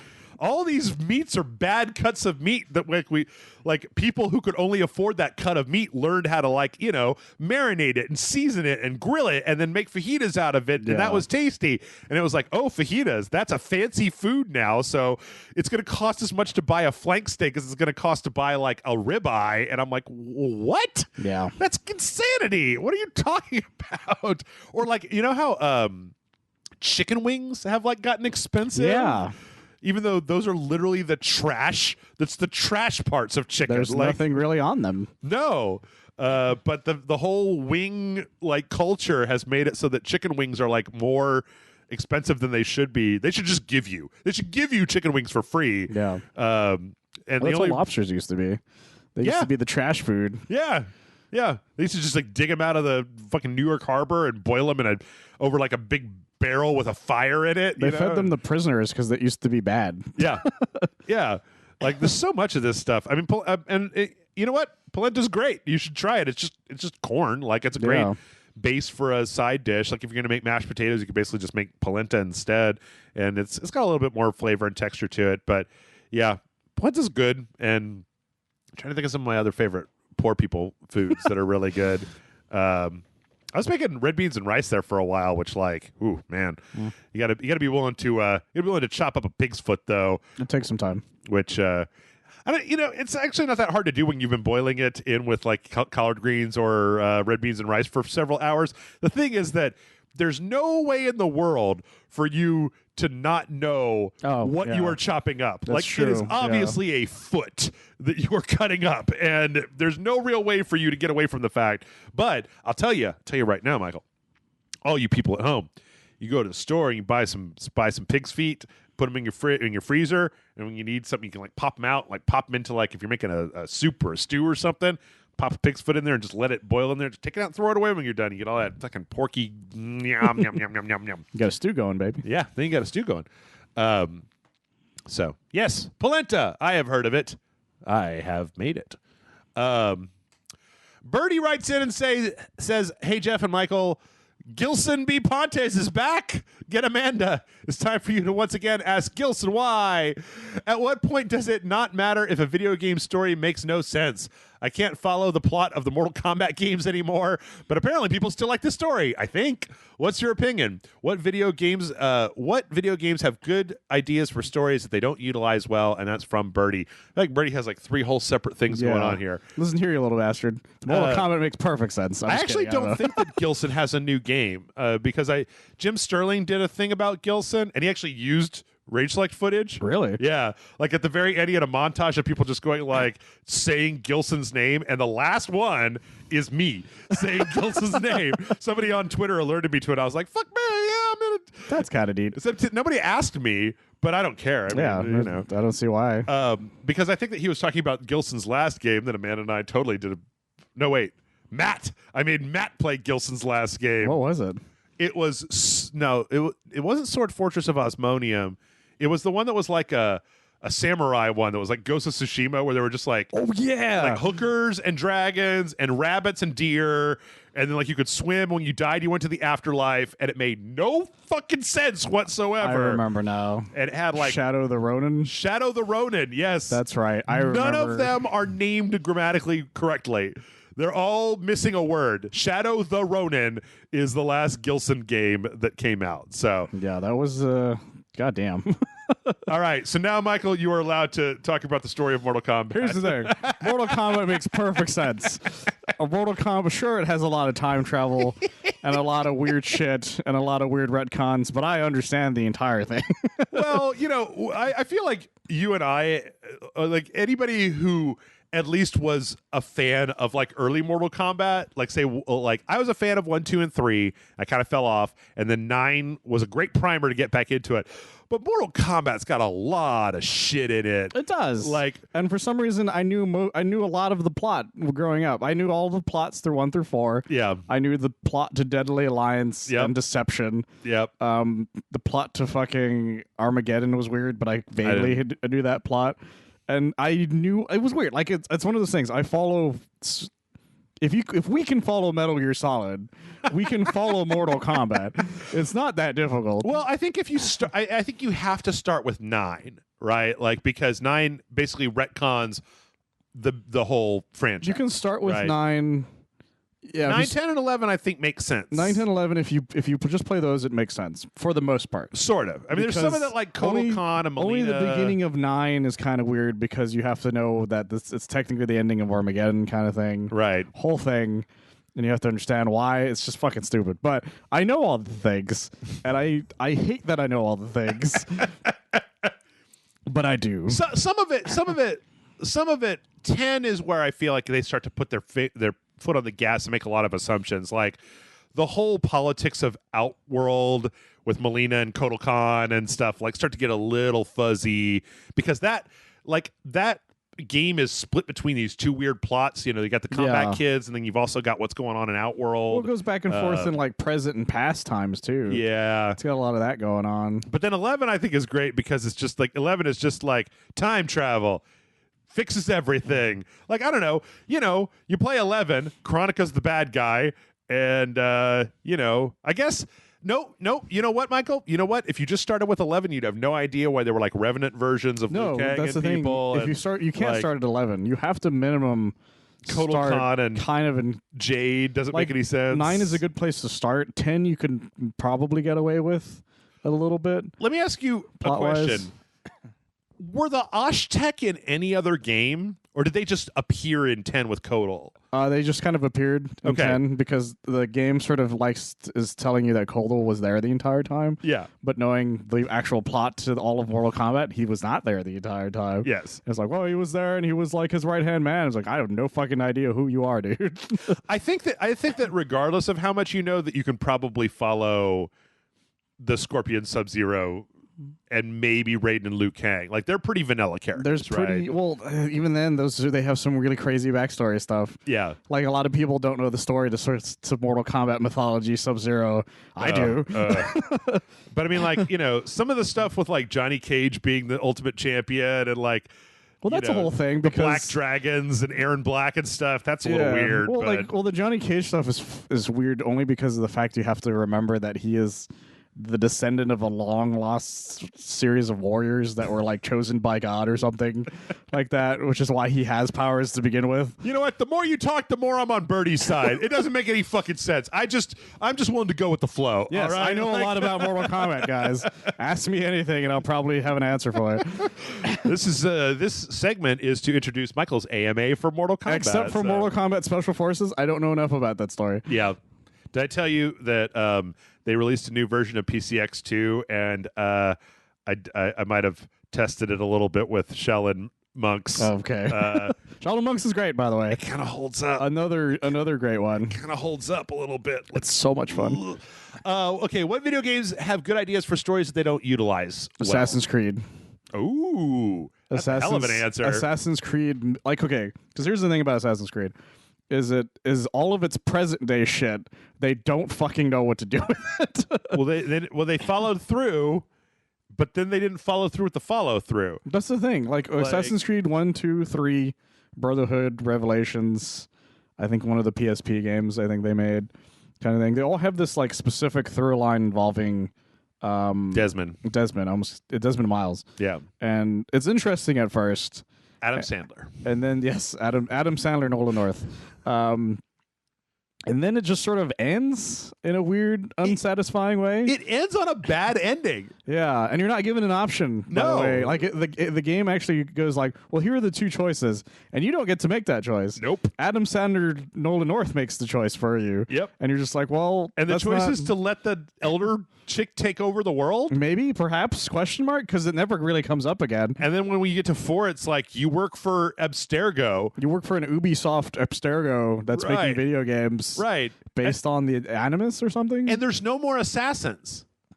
Like, there's no assassins. The girl that's doing all the stuff in the current one, I think, is Abstergo. Or at least she's in the beginning. No, there are assassins still. But they're all, like, side characters? Who?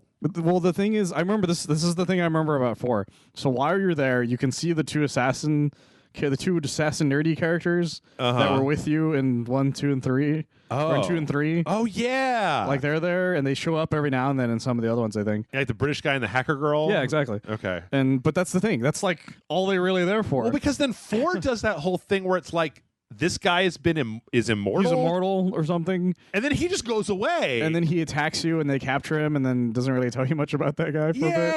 And then it's like at one point it's like a Netflix thing. It's fucking weird. That's the thing. Every time they go back to the present day, it's like you do not know what to do with the present day stuff. Mm-hmm. It's a really interesting idea that there's a war between two like factions that like and you're using like ancient like the super technology to find out what's going on in the past and this crazy like God thing going on, but you don't do anything with it. I hate to be a parody of myself, but I feel like my answer is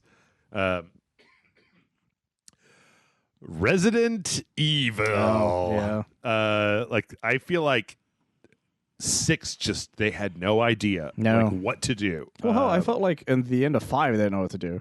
Like, once you fight fucking Albert Wesker in a volcano and he transforms, you're like, well, fuck, man, I don't care about this anymore. Yep. Yeah. It was like, it used to be that you had to go through like an entire city worth of zombies and then go to the bottom of the ocean and, like into the hive or whatever. And then there was like a big mutated guy. And now it's just like, there's a T-Rex. There's a giant giant guy, just literally in 6 at one point. And you're just like, well, no, those what guys, is this? Like that was where it started to go that way in 4, right? Where there were just those giant dudes in 4. Like there's that dog that you held. Oh yeah, and that's he comes right. back and there's just that fucking big giant guy. And it's like, okay, I mean, a little bit. It's like, sure, I guess. I mean, like 4 sells it though. 4 is great, but 4 does veer off in a fucking weird direction with a little person, robot, and like a castle. It really does. There's like a jet ski and shit. Like, wait, is jet ski? Yeah, jet ski. Yeah, it's like the end of Devil May Cry where they fly the biplane, except it's a jet ski instead of a biplane. Okay. No, yeah, I know what you're talking about. Him and Ashley. There's like dudes in suits of armor. Yeah, and like the cultists. This fucking game is crazy, by the way. Yeah, Resident Evil. Yeah, after 3, it seems like they didn't know how to keep zombies interesting, kind of thing. And 4 does a good job at like veering it a different way. Yeah, and then 5 tries, and it does a decent job. And then 6 is just like throws its arms up in the air. Question mark, yeah. And it's like zombies and all this stuff. Like, everything's in this. It's like, none of this makes any sense. You know what? I'm also going to... I know that they're kind of birds of a feather, but I'm going to throw Silent Hill in there as well. Like, I think I could definitely see that. Post 3, like, see, okay, what I think was really interesting, or what's really strange about Silent Hill was, like, Silent Hill 1 was, Harry Mason, I think, loses his daughter, and he's got to go to Silent Hill, and there's like all this kind of what's going on. But then Silent Hill 1 has all the backstory of like the town and the cult and like what's going on. And then 2 is that guy who just like wanders into Silent Hill, and the whole town is basically a manifestation of his internal mental issues. Yeah. And then 3 goes back to Heather, who I think is actually Harry's daughter. I remember correctly, yeah. And then like the cult is trying to draw her back into Silent Hill type of thing, and she's all kind of like mentally fucked up from her experiences.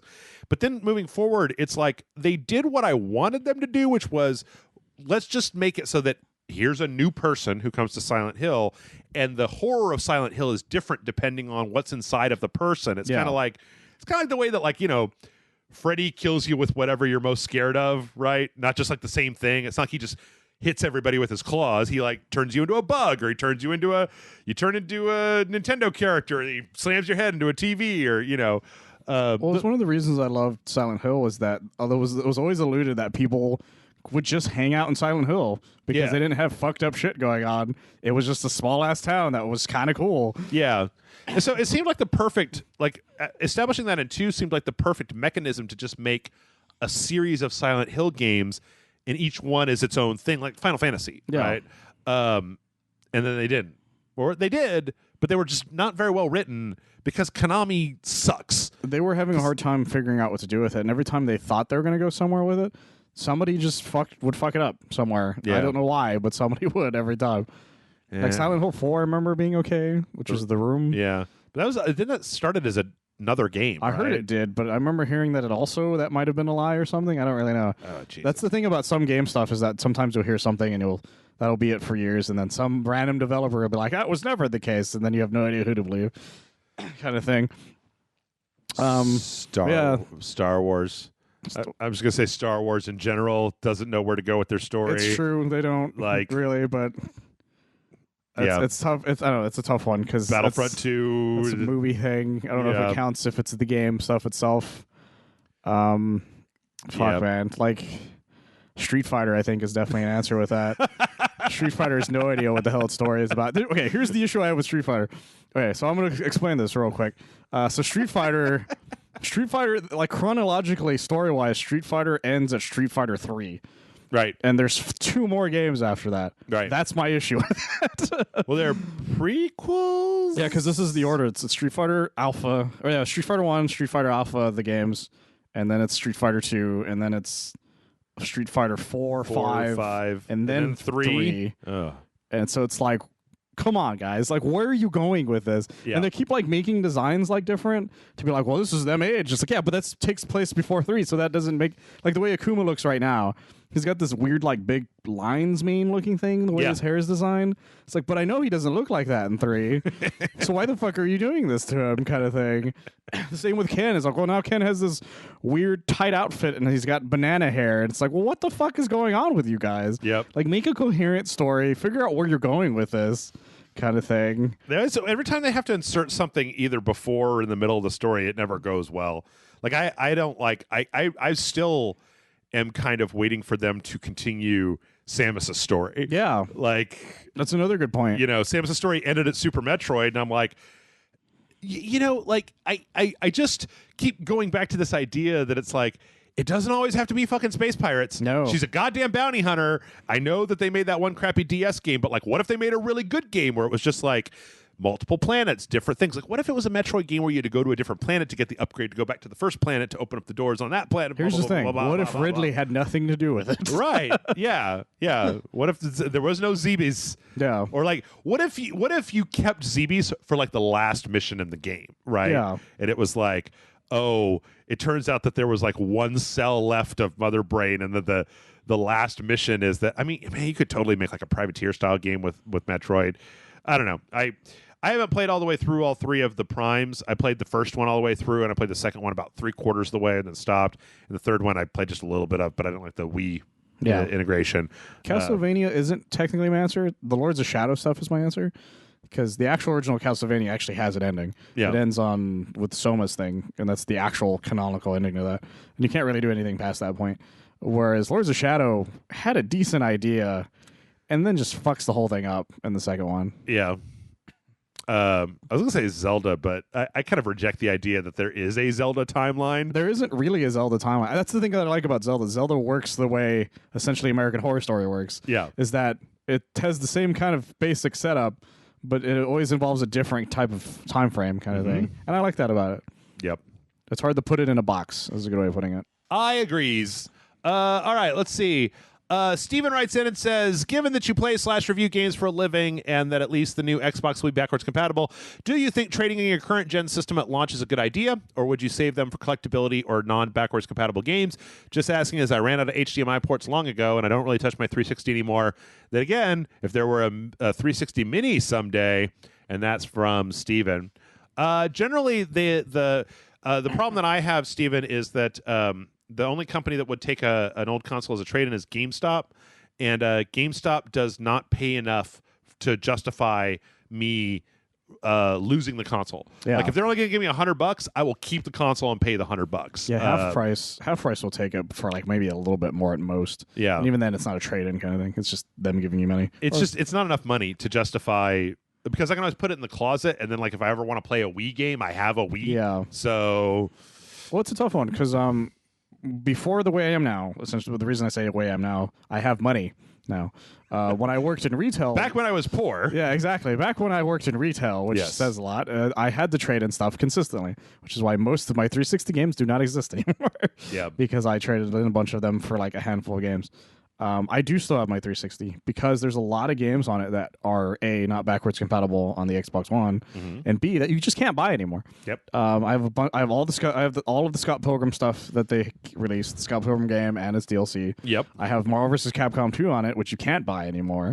I have Marvel vs. Capcom 1 on it, which you also can't buy anymore, kind of thing. Like there's a bunch of stuff on my 360 that you technically can't use on the Xbox One at all. When we finish this podcast, you and I need to talk about the new Raspberry Pi that just came out, the Raspberry Pi with the 8 gigs of RAM, the 4, because let's talk after we're done here. But can it play Edge of Time, Spider-Man Edge of Time? That's my point. There's a lot of games on it that just outright are not on the Xbox One currently. Yes. That are actual 360 games. And some that are just outright like legally you can't really get them outside of certain ways. Yeah, kind of thing. No, I agree.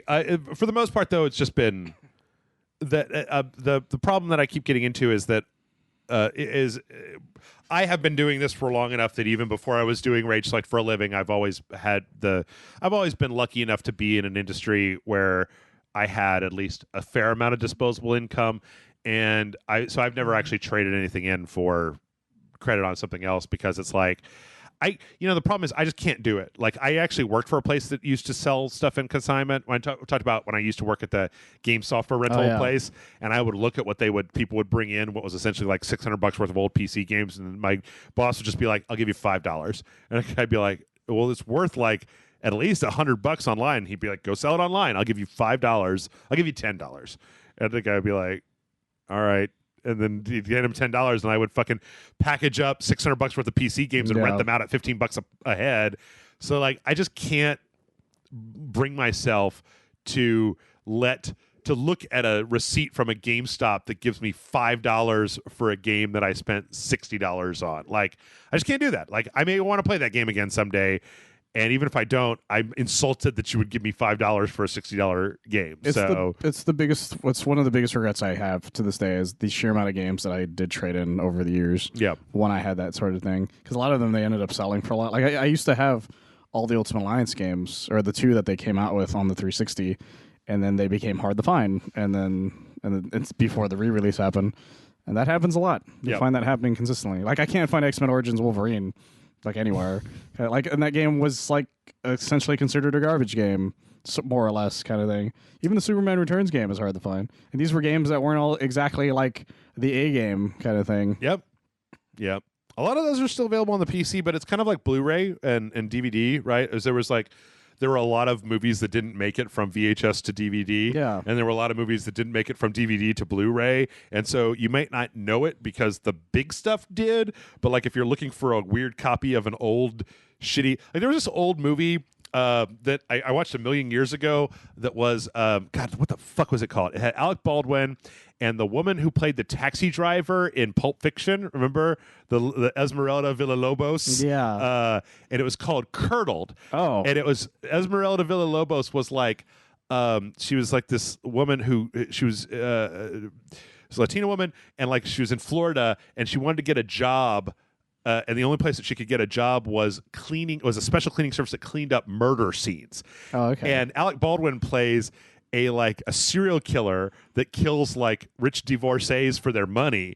And on one time when he kills this woman, she writes his name on the kitchen floor in like a Sharpie, and he can't get rid of it, and the cops are coming, and so he has to leave. And then the next day, Esmeralda Villalobos comes, and while they're cleaning up, she finds the name, and then Alec Baldwin shows up, and there's a very like weird like back half of the movie cat and mouse where it's not like he's not chasing her. It's like he's kind of trying to seduce her, and it's not really clear if she's into it because she's fascinated by dead bodies. Oh, okay. And that's why she got the job in the first place, because it's implied that like death turns her on. Huh. And so this really weird thing. It was like part of that whole Rolling Thunder thing where Quentin Tarantino was like putting like movies out with like his name at the top, like, hey, rent this. Quentin Tarantino liked this movie.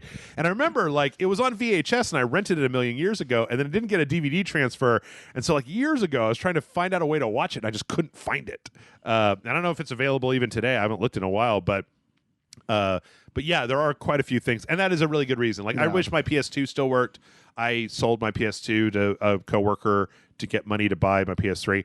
I had an original PS3 that finally bricked, and I still have it, but it's one of the ones that has the Emotion Engine. Oh, it's one of those. Where it can, backwards compatibility. It's like a launch PS3, and I got it fixed, but it like those things used to heat up like crazy, and then the solder would come apart, and then they would die. Yeah, and I just can't justify continually fixing this thing.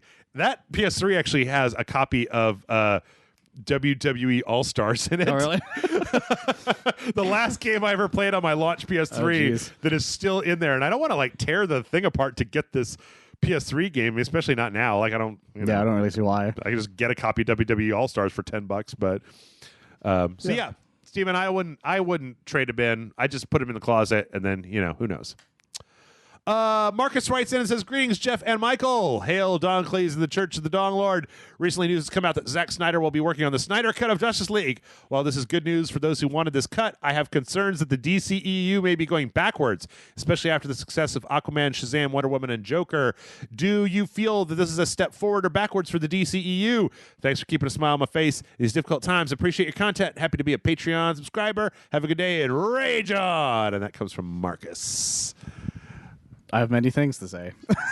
Go for it, man. Specifically, I see it not as just a step back. I see it as a series of backflips. Because like lots of steps back. Is that what you're implying? Basically, yeah. Because Zack Snyder is an idiot when it comes to these superhero movies.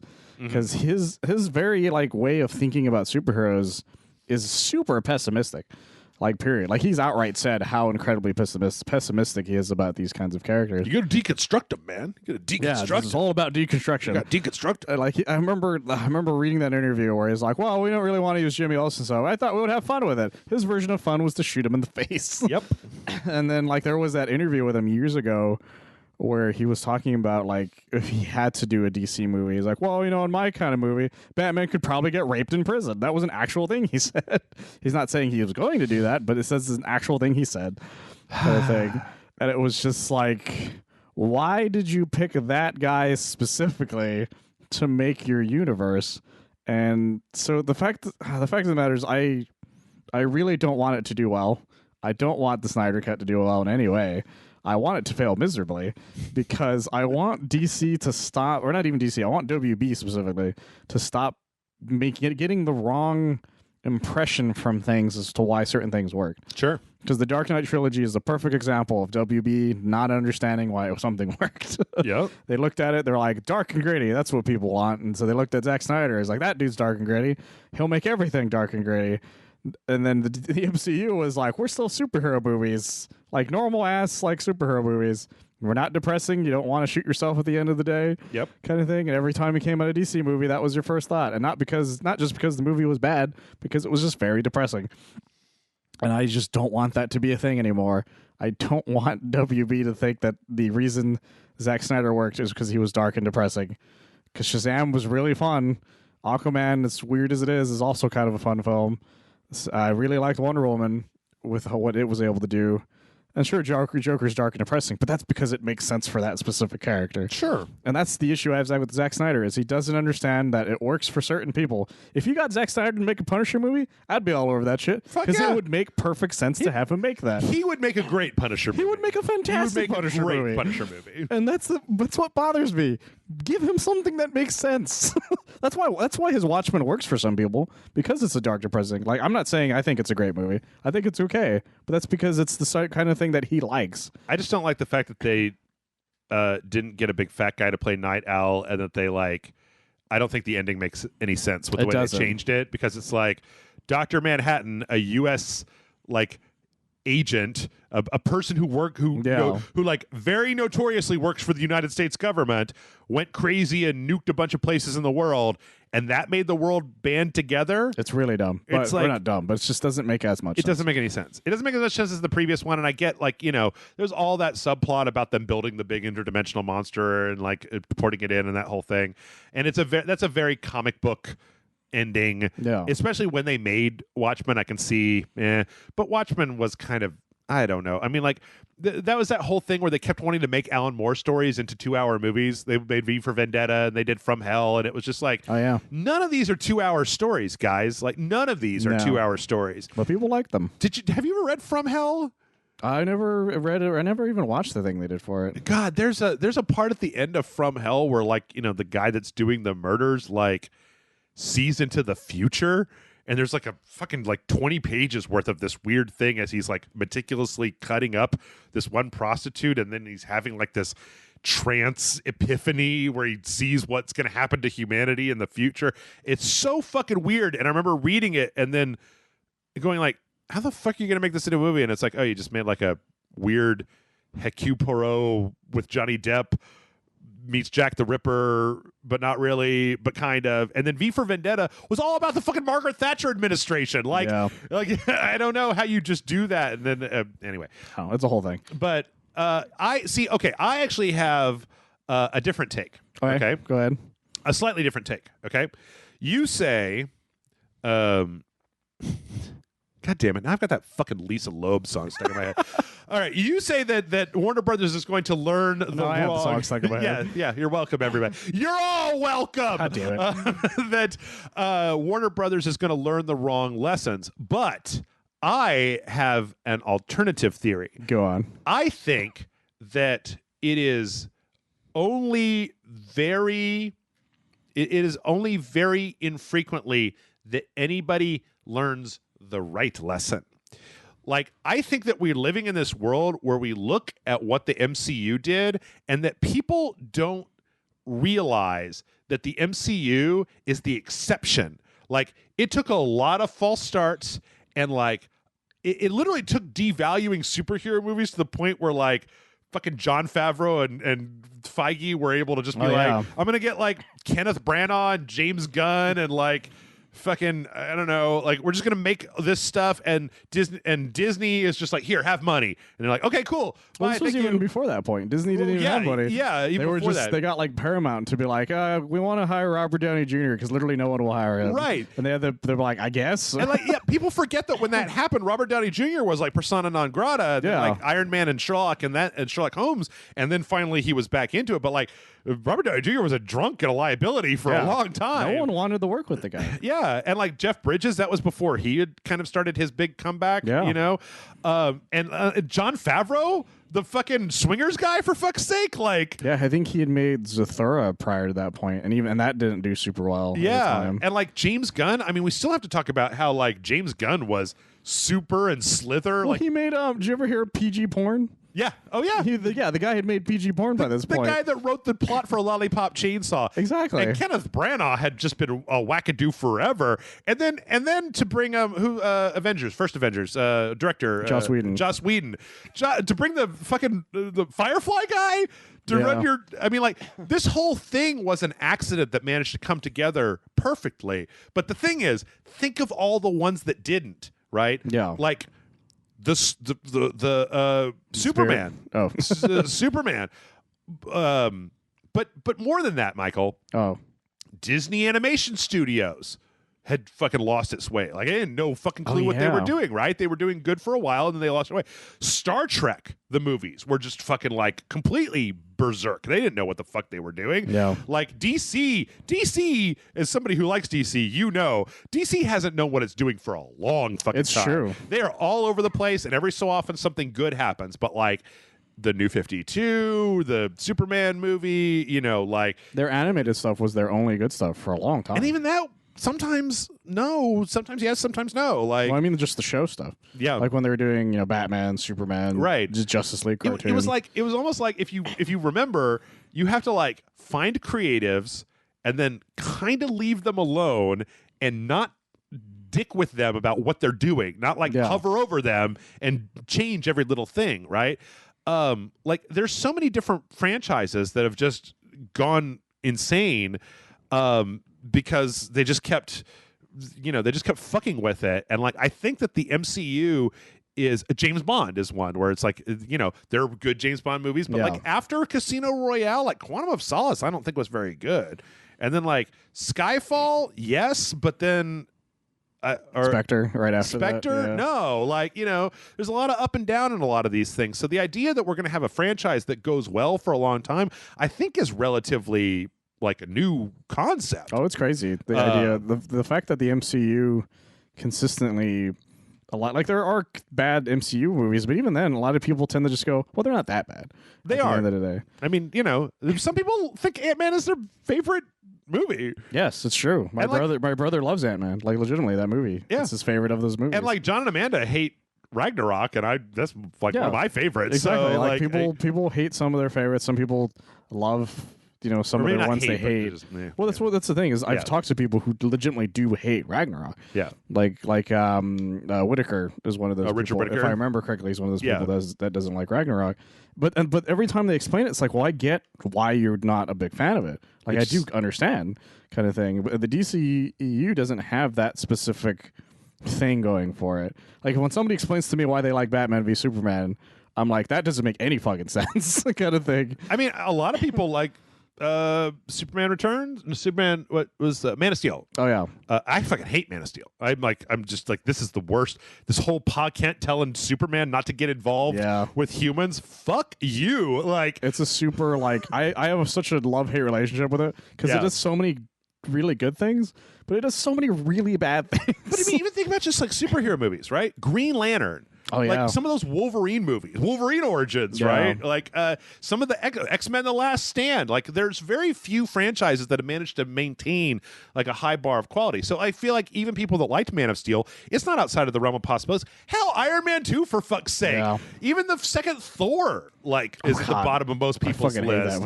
It's like there's all kinds of places. So I just don't think, I think the problem with Warner Brothers is that Warner Brothers wants to have they don't do well.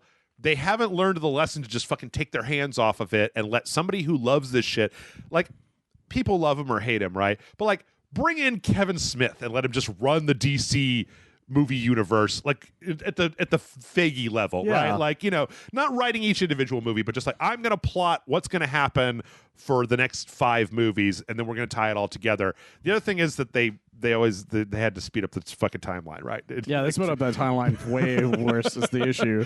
But I think that Warner Brothers, I think the executives at Warner Brothers just have no fucking idea what to do. No. Because like everybody likes Harley Quinn, but then like it's like Star Wars where the people that wanted the Snyder cut, the people that like Batman versus Superman, they fucking love Batman versus Superman. And like I've even heard tell, Michael, on the wind in the rumors from Reddit, I've even heard that there are people who like Suicide Squad. Well, that's just crazy, Ted. That's not those people don't exist. But you know what? Like, I'm gonna be fair.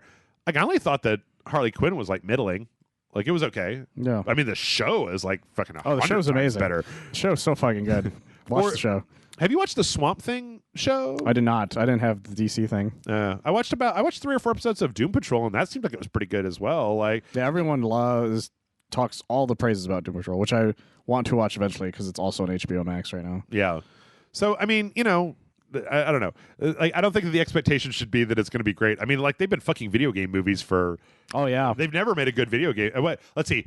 Not Ace Attorney, Resident Evil 1, I think is okay. yeah, I've heard that. A lot of people think the Silent Hill movie's okay. Silent Hill movie's okay. Like Mortal Kombat 1. Mortal Kombat, the first is one, okay. yeah. Is okay. People really like the Detective Pikachu and the Sonic the Hedgehog, to be honest. Oh, yeah, I never watched either of those. They're not bad. They're not super great, but they're not bad either. Yeah. And the Pokemon one really does like actually it does really good world building with what it has. Street Fighter 1, but only in a so bad it's good way. Like, yeah, that's a different kind of thing, though. It's a different, but it's still evidently watchable. It's not the Chun-Li one, which that one is just bad outright. Jesus. Oh my god, yes it is. Did I ever tell you I worked at the movie theater when the Chun-Li one came out? Oh my god. And there was a guy with his girlfriend who came in. They're like, "Yeah, we're gonna watch that Street Fighter thing." I was like, "Oh, you guys really like Street Fighter?" They're like, "No, it just looked interesting." He's like, "Yeah, it's based on a game. You know that, right? Like, there's a game. Like, yeah, it's right over there because we had Street Fighter 2 at the theater. Yeah, it's over there. Never mind. Just go ahead." I the idea more if you're just like, yeah, we're gonna watch. It's like, oh, are you super big fans of Street Fighter? Like, no, we just thought it looked interesting. It's just like, fucking get out of here. Yeah. Run. I was so tempted to be like, you should just go. You will save these are 2 hours you will never get back from your life. Yeah. Yeah. So, all right, let's do a couple of Discord questions and then we'll get done here. Let's see. I don't think we actually read this one last week. RJ wrote in and said, "Hey gang, I know you've talked before about how you can't play just one game at a time and are always playing a bunch of things, even to the point of finishing them too. I seem to have the opposite problem where I'm getting super into a game. I feel like I can only play that game. I've made some progress lately. I'm currently consistently playing 4. Do you have any advice / secrets to how to maintain such a variety in your gaming life? Thanks, and as always, Rage On, guys, you're the best." Quit doing that. Yeah, I'm it's playing gonna come through the microphone. I'm playing with a water bottle. I will give you a fidget spinner, okay? Like, I think I still have one around here somewhere. I broke mine. Let's see. RJ, I don't know if it's the sort of thing you can teach. I just get bored of things. Oh, it's just it's called ADD. This is what it comes down to. Yeah. Because every now and then I'll start. Like I said, I was going to finish Ace Attorney 6 before I was going to start another game. Yep. I have not finished Ace Attorney 6, and I started The Wonderful 101. I beat 3 games last week. Really? Boom. Yep. Maneater, Mortal Kombat, Aftermath, and more Minecraft Dungeons. So, okay. Boom. Yeah, because I finished The Wonderful 101. I bought Bloodstained finally, so I can finally really play that one. There you go. Even though it was on Game Pass, and I realized that too late. There's a bunch of games that I've start, and then I find myself not finishing because sometimes I just don't have time. Is really what it comes down to, and I just really want to play another one of these games, kind of thing. So I just end up switching to that and then coming back. Like, there's plenty of PS4 games I still haven't finished. I haven't finished Horizon. I haven't finished Resident Evil 2 still. Oh, really? The remake. Like, I'm in the middle of it still. Not even the side one? No. Oh. Like, I started it, and I was like, I'm going to do that. And then I was like, what about this other game real quick? Yeah. And I started fucking replaying Dead Space or something, if I remember correctly is what I did. See, that's Something the problem. Like Which I didn't finish the replay of Dead Space, by the way. I feel like that's the problem. That's your problem. Yeah. Is that Michael hasn't learned the lesson that Jeff learned, which is never look back. Never go back and play an old game unless, like, it's specifically like we're doing a sequential. Oh, I remember now. I was playing Arkham Origins. Do you remember? Mm-hmm. Yeah, that's right. That's what I did. Yep. I remember when and I was like, the bad one?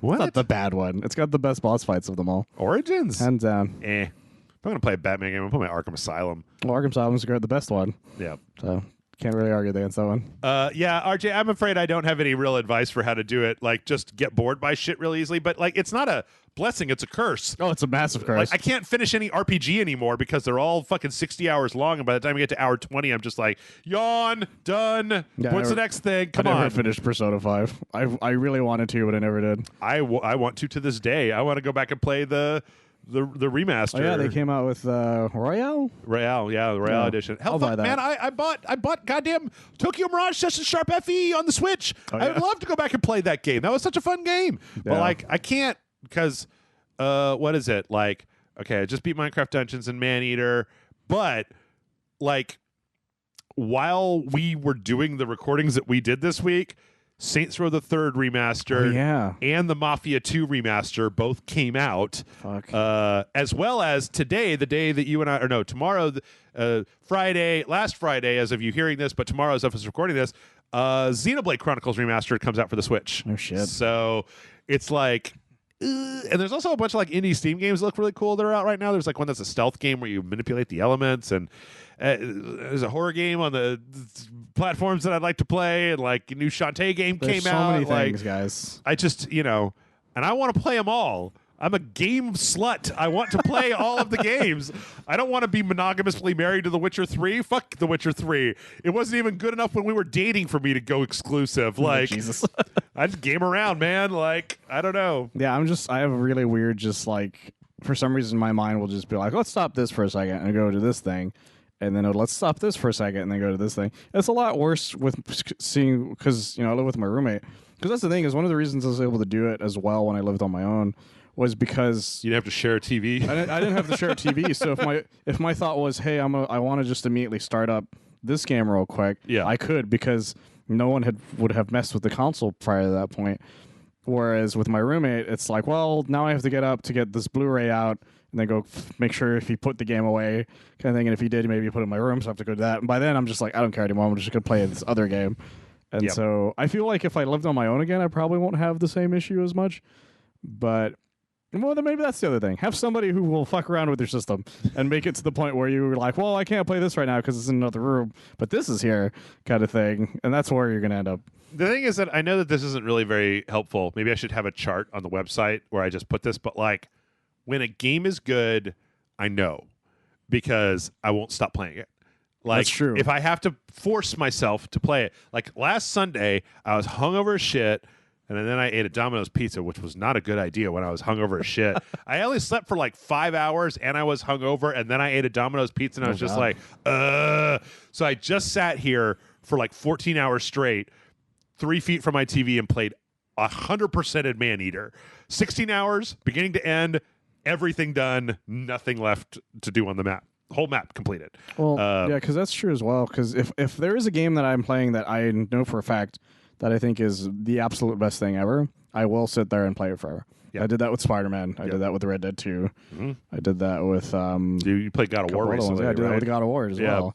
And although with God of War, I had a side trip because I was trying to finish the side stuff before I finished the game. Yep. But yeah, that's the thing. If something is incredibly, incredibly good, I will not have the issue as much. But if I think it's just good, but not like it's going to grab my attention for all time, kind of thing, until I have literally beaten it to a pulp, kind of thing, then I'll have the issue I have now.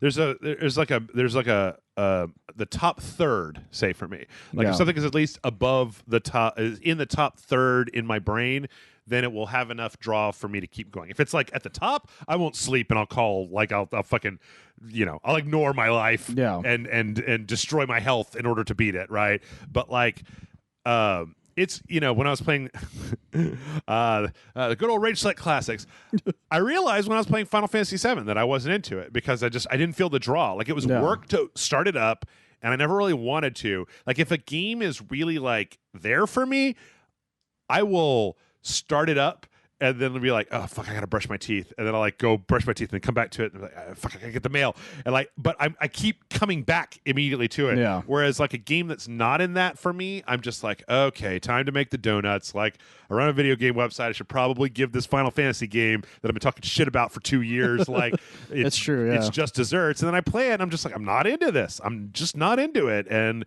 I'd rather be playing. Like I've actually put more time into Minecraft Dungeons, or not as much time. But I've been more just like, oh, this is just Diablo ripoff with Minecraft guys. Okay. And I kind of feel the draw of the loot, right? You want the better loot. Or Mortal Kombat 11. Like, I will have to uninstall Mortal Kombat 11 if I get too far into the towers. I'll just lose a whole day. Well, that's what I did when Aftermath came out. I was like, I'm going to try out Robocop. Yeah. And that was at like 11 o'clock in the morning. Yeah. By the time I was done, I had used them, like I said, 120 times, and it was 7 o'clock at night. And I was like, what the fuck? Yep. So that happens to me with Kerbal Space Program, or when you start making those deals with yourself, where it's like, all right, if I go to bed now, I can get like 5 hours of sleep. It's like, wait a minute, but if I do 30 minutes, I can get up 30 minutes. I could probably get to work only 3 minutes late. And then at that point, my boss won't be too mad. Yeah. So I could probably do another 30 minutes. And that's when you know it's a good game. Yeah. When you're just like, well, it's 3 a.m. and I have to work at like 7, but if I just stay up the whole time, it's fine. Or if you do that thing where you're like, if I go to sleep now, I can get 8 hours of sleep. If I go to sleep now, I can get 7 hours of sleep. If I go to sleep now, I can get 5 hours of sleep. Okay, I'm going to call into work tomorrow. And then you keep playing until the point where you call into work. That's only happened to me a few times, and it's mostly like Metal Gear and Dark Souls. But yeah, I did that with Metal Gear Solid 5. I almost did it with Spider-Man, but I had beat the game at 4 a.m. on the day I had the work, so I didn't have to. Yeah, but that's kind of I was very close. All right, Kate Josie writes in and says, hello, Jeff and Michael. I have a roommate that keeps trying to convince me to play games that I don't want to play. He's tried to convince me to play all sorts of niche JRPGs, Final Fantasy, lesser fighting games, and more. I keep telling him that they aren't my style of game. I tried it and I didn't like it. I thought it was boring, etc. He takes my complaint as an affront on his love of games. I'm not asking for help. I just go into a fugue state when he prattles on about them until he's done. Have you had this experience in your life? Thank you guys so very much. I love every video and try to like and share every video that you make. And that's from Kate Josie. And of course, I run a video game website. Well, it's not even just video games; it's everything. Yeah. Hell, I do it to Jeff sometimes. Yeah. Like I am that guy sometimes, and it's impossible to stop because you just really want people to like what you like. Yeah. And sometimes you're really into Dragon Ball Z, and you wanted everyone to be in the Dragon Ball Z, or JoJo's Bizarre Adventure, or Metal Gear Solid, or the Wonderful 101 kind of thing.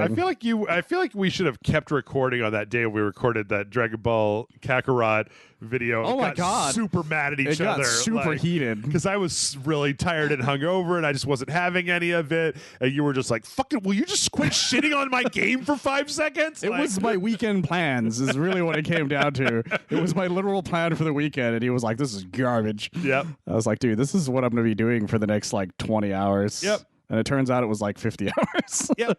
I mean, it goes back to the stuff with the thing is that it's not a character flaw, right? It's not. It's just something. Everybody does it. Yeah. Sometimes you like what you like and you want other people because you want to talk to somebody about it. Yeah. Is really what it comes down to. And I don't know what that thing is where if somebody doesn't like the thing that you like you take that as an insult. I have gone through this enough times in my life that I have disconnected from it because I've been on the receiving end of it so much that I'm like, if you want to write an email to the Rage Select podcast, mail at rageselect.com, and tell me why you think that the entire Dark Souls series is bad, overblown, super overrated, and stupid, and that I'm stupid for playing Dark Souls and liking it so much, that's fine, man. Like, you don't have to like Dark Souls.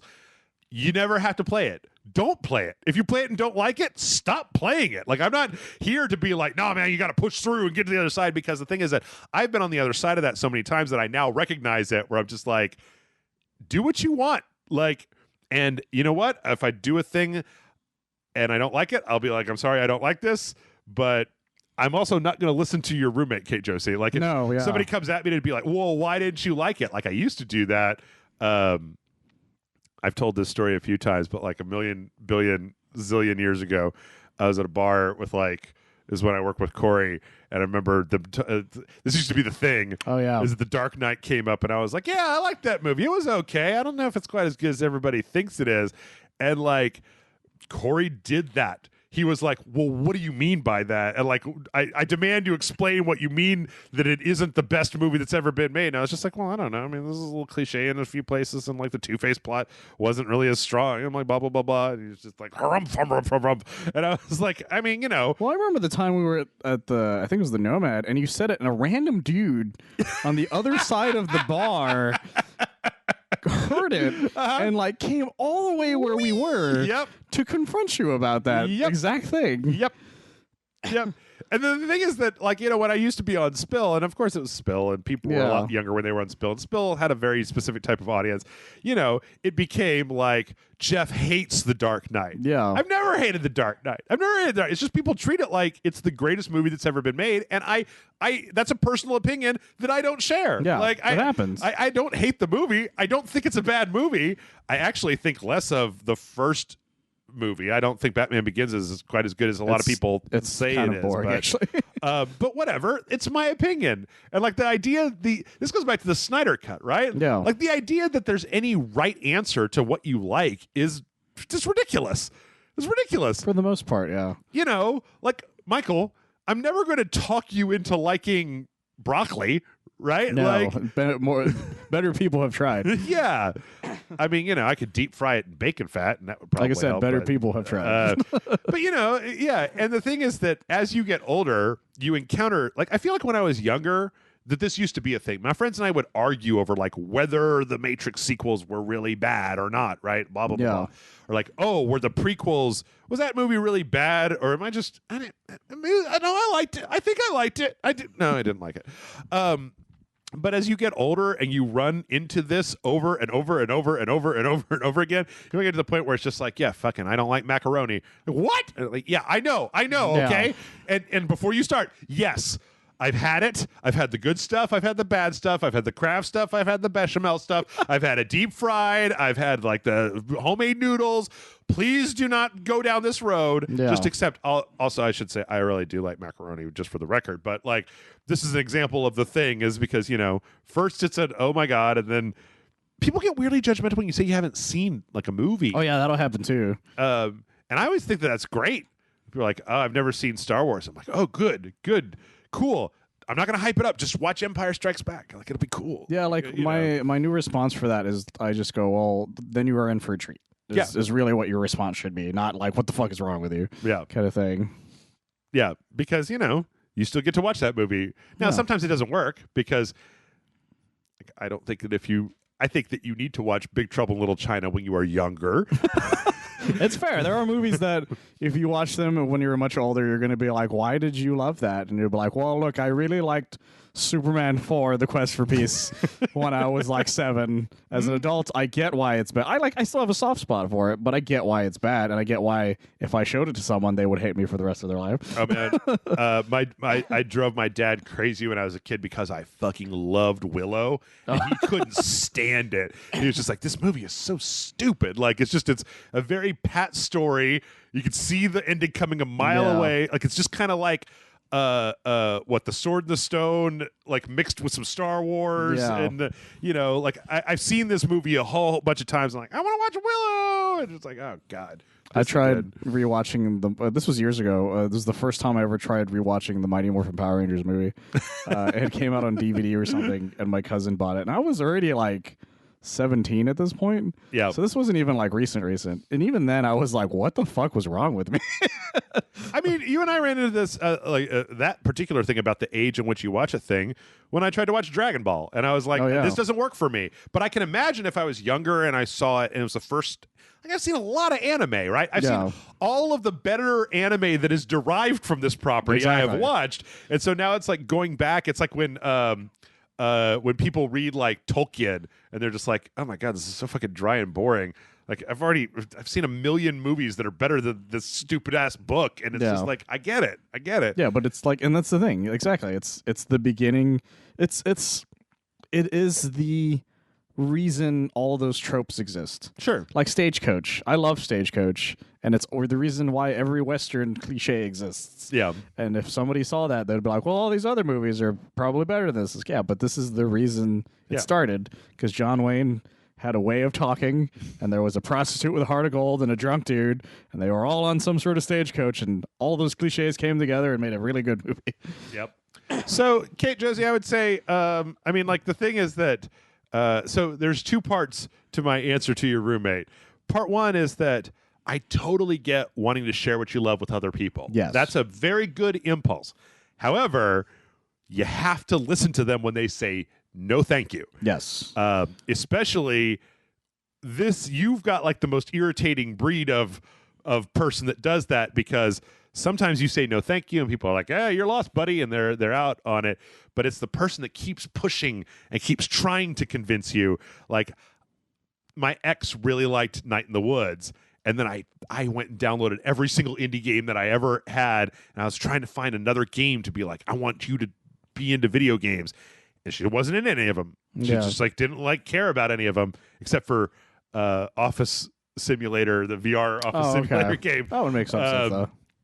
But I tried, and like it didn't work, and you can't do that. Like, yeah, you can't force something a lot of the times that way. Yeah, and also those people don't realize that sometimes they have a crazed look in their eye when they're doing that. And you should probably tell them like to look at themselves in the mirror when they're doing that. And just hold up a mirror to them. Maybe they'll back off because they realize what's going on. All right, let's do a real quick one and finish it up. Egg Spinner says, Afternoon Rage Light, what is a somewhat common food that you have never tried? I personally have never had crab or lobster. I've got nothing against shellfish. The opportunity has just never arisen. I feel like this is a great thing. Question for the two of us because you have a lot of answers and I have zero answers. So, because I'm a real solid omnivore, and I'll try anything. I haven't ever had chicken feets. Okay. But I would try them. I've never had. Can't say I have either. Brains, but I would try them. Isn't that just what barbacoa is? No, barbacoa is tongue. Menudo. Oh, menudo? Yeah. Oh, menudo's great. Menudo's My brains. dad fucking loves menudo. I used to get it for him when he was sick. Hearts and livers are something that I've been into, but I'd try them. I really want to try crawfish. Every time I've tried, something came up. Mm-hmm. Like the one time I went to a place that was supposed to be a crawfish thing, and they were just outright out of it. Like they're like, yeah, we don't have any crawfish, but we have like shrimp. I was like, okay, fine, I have shrimp, I guess, because I like shrimp. Shrimp's good. So is crab and lobster. I've had that in the past. Really? Good. Yeah. Oh, years ago. Years ago. I think that if you like shrimp and crab and lobster, that you'll probably like crawfish. But you have to suck the head. That's where all the flavor is. The flavor's in the head. Like, you got to get the brain, man. That's the part with the best. I was this close to saying that's what she said, but I said it anyways. But yeah, there's a lot of just random shit I haven't probably never had. But there was stuff that I had, and then I knew I liked at the time, but for some reason I just don't like them anymore, and I don't know why. Really? That's the thing about being a picky eater that doesn't make any sense to me. Because I have memories of the past of me eating eggs and being totally down with it, and then not liking eggs now. And I've had memories of eating chorizo, for that matter, that I really liked, and then memories of me not liking it now. That's the thing that I don't understand about how my brain works. Because that's not the tricky thing. But that's not. I'm derailing the question. Well, I was going to go back to Kate Josie's question and be like, what sort of eggs and what don't you like about them? I don't know. That's the issue. Right. Every time I don't like something, I can't really explain why I don't like it, and that's what annoys the shit out of me. Because even I know it's dumb. Well, the only reason I ask for eggs is because there's so many ways to prepare eggs. Right? It's true. Yeah. Like boiled and fried. I think and it was. scrambled. I want to say it was scrambled at the time, but it had some. I think it had some sausage mixed into it at the time. That could be it, if I remember correctly. Well, no, even then, like I said, I didn't eat it again like that. Even after that, I have no idea why. Okay. Even I used to love mac and cheese. No idea why I don't want it nowadays. Interesting. Kind of thing. Just one day I was just like, I guess I don't like mac and cheese, and then I just stopped eating mac and cheese. And it just never came up as to why. I will try anything. I eat a bug. I don't care. I'll try anything. Like the thing is that I have this thing in my brain where I'm like, human beings don't. Well, for the most part, most foods have a reason that people have eaten them.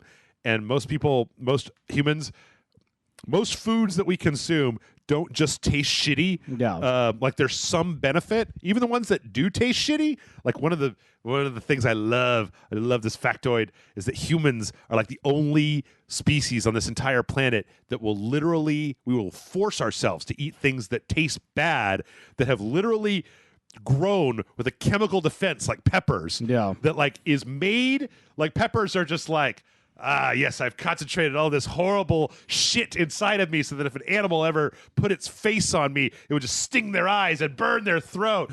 And then we're like, it doesn't sting my eyes hard enough. I need more of it. You know, it gets me high when I sting, and it burns my throat super good, and my asshole hurts and I need more of that. I need something where I have to sign a waiver in order to be able to eat it. Or like, you know, it's true. We look at something and we're like, not good enough, nature, and then we force it to be better. Right. Like Brassica oleracea is the plant that all the kale and broccoli and cauliflower are all the same plant. Yeah. And that plant is bitter, right? And it's bitter so that animals don't eat it, but it has a lot of nutrients in it. And so as humans, we were just like, well, it tastes like shit, but it really keeps me alive. No. So I'm just gonna eat it until my descent, and I'm gonna make my descendants who hate it eat it until they like it. I'm gonna be like, put it in your mouth, and the baby's gonna be like, no, and I'm just gonna keep putting it in their mouth until they're finally like, God, fine, whatever, okay, yes, okay. Oh, I love broccoli. Broccoli's great, and it's like nobody started out liking broccoli. I hear that's the same thing with spinach a lot of the times. Yep. I don't really know anyone who actually likes spinach. When I was a kid, I loathed Brussels sprouts. Oh, really? I hated them so much. Most of it was because it was the 80s. I love my mother, but she was running that old 70s, that old like 50s playbook where it's like, yes, boiled Brussels sprouts. Here they are. And I was just like, oh God, they smell terrible and they're watery and they're fucking just like, I cut them up and like toss them in olive oil with some paprika and like roast them in a pan. And I'm just like, ooh, delicious and nutty. But yeah, I love the fact that humans are just, you can't fucking stop us. No, like, they look at anything and they're like, fucking challenge accepted. It's like, what is that? What is that? Is that an apex predator full of poison that wants to kill me? Okay, kill it. Cut the poison out, and let's eat the rest of it. Yeah. And then I'm going to take the part at the end that's supposed to warn me that it's poisonous and like make a keychain out of it or put it on my belt or some shit like that. Wait, what is that? Oh, it's big enough to stomp over me. I need 5 more guys. We're going to kill it. I'm going to take its skin off and then wear it because it makes me look cool. Yeah. Like, what is that? Oh, is that a plant? I wonder what would happen if I dried it out, rolled it up, lit it on fire, and inhaled what came out of it. Shit, I'm high as hell. And it's like, what are you doing, humans? Yeah. Well, how did you figure any of this shit How did out? coffee really figure? How do they really figure out coffee sometimes? Yeah. I don't. It's like what? Like the idea of milk or of cheese. Yeah. Like there's an idea. I don't know if this is for real. That like. Because, cheese is kind of difficult to make. Yeah. And, like, the idea of the way that cheese was made that is, like, zillions of years ago and, like, the steps, you had somebody that was, like, going from tribe to tribe, and they stopped in and they had a canteen that was a stomach, that was like a cow stomach, right? No. That they used as, like, their canteen. And so they filled it up with milk at a local village, and that the cow stomach hadn't, it was fresh and it still had stomach acid in it. And as they rode, the jostling and the acid like created cheese inside of this bag. And then when they stopped, they were like, oh, fuck, my milk salt got these chunks in it. And they were like, let me check these chunks. And they're like, oh, man, these chunks taste great. We got to figure out how to make this shit without the cow stomach. And then it's like we learned how to make cheese. Like Our race makes no sense. bread? How the fuck did you figure that out? Yeah. How do you figure out gluten, motherfucker? I don't understand this shit. Anyway, that's our show. Humanity. Amazing. We put shit in shit. Just take those peppers. Peppers are the best. I don't like spicy food, so I'm on the pepper side, but the idea that we're humans are just like, it hurts, and I want more, never ceases to crack me up. It's the best. Mail@rachelike.com is the email address. Check out Michael over at oneofus.net. Send in your questions. You can send them in. You send them, or I'll come to your house and tell you why I don't like movies. And nobody wants that.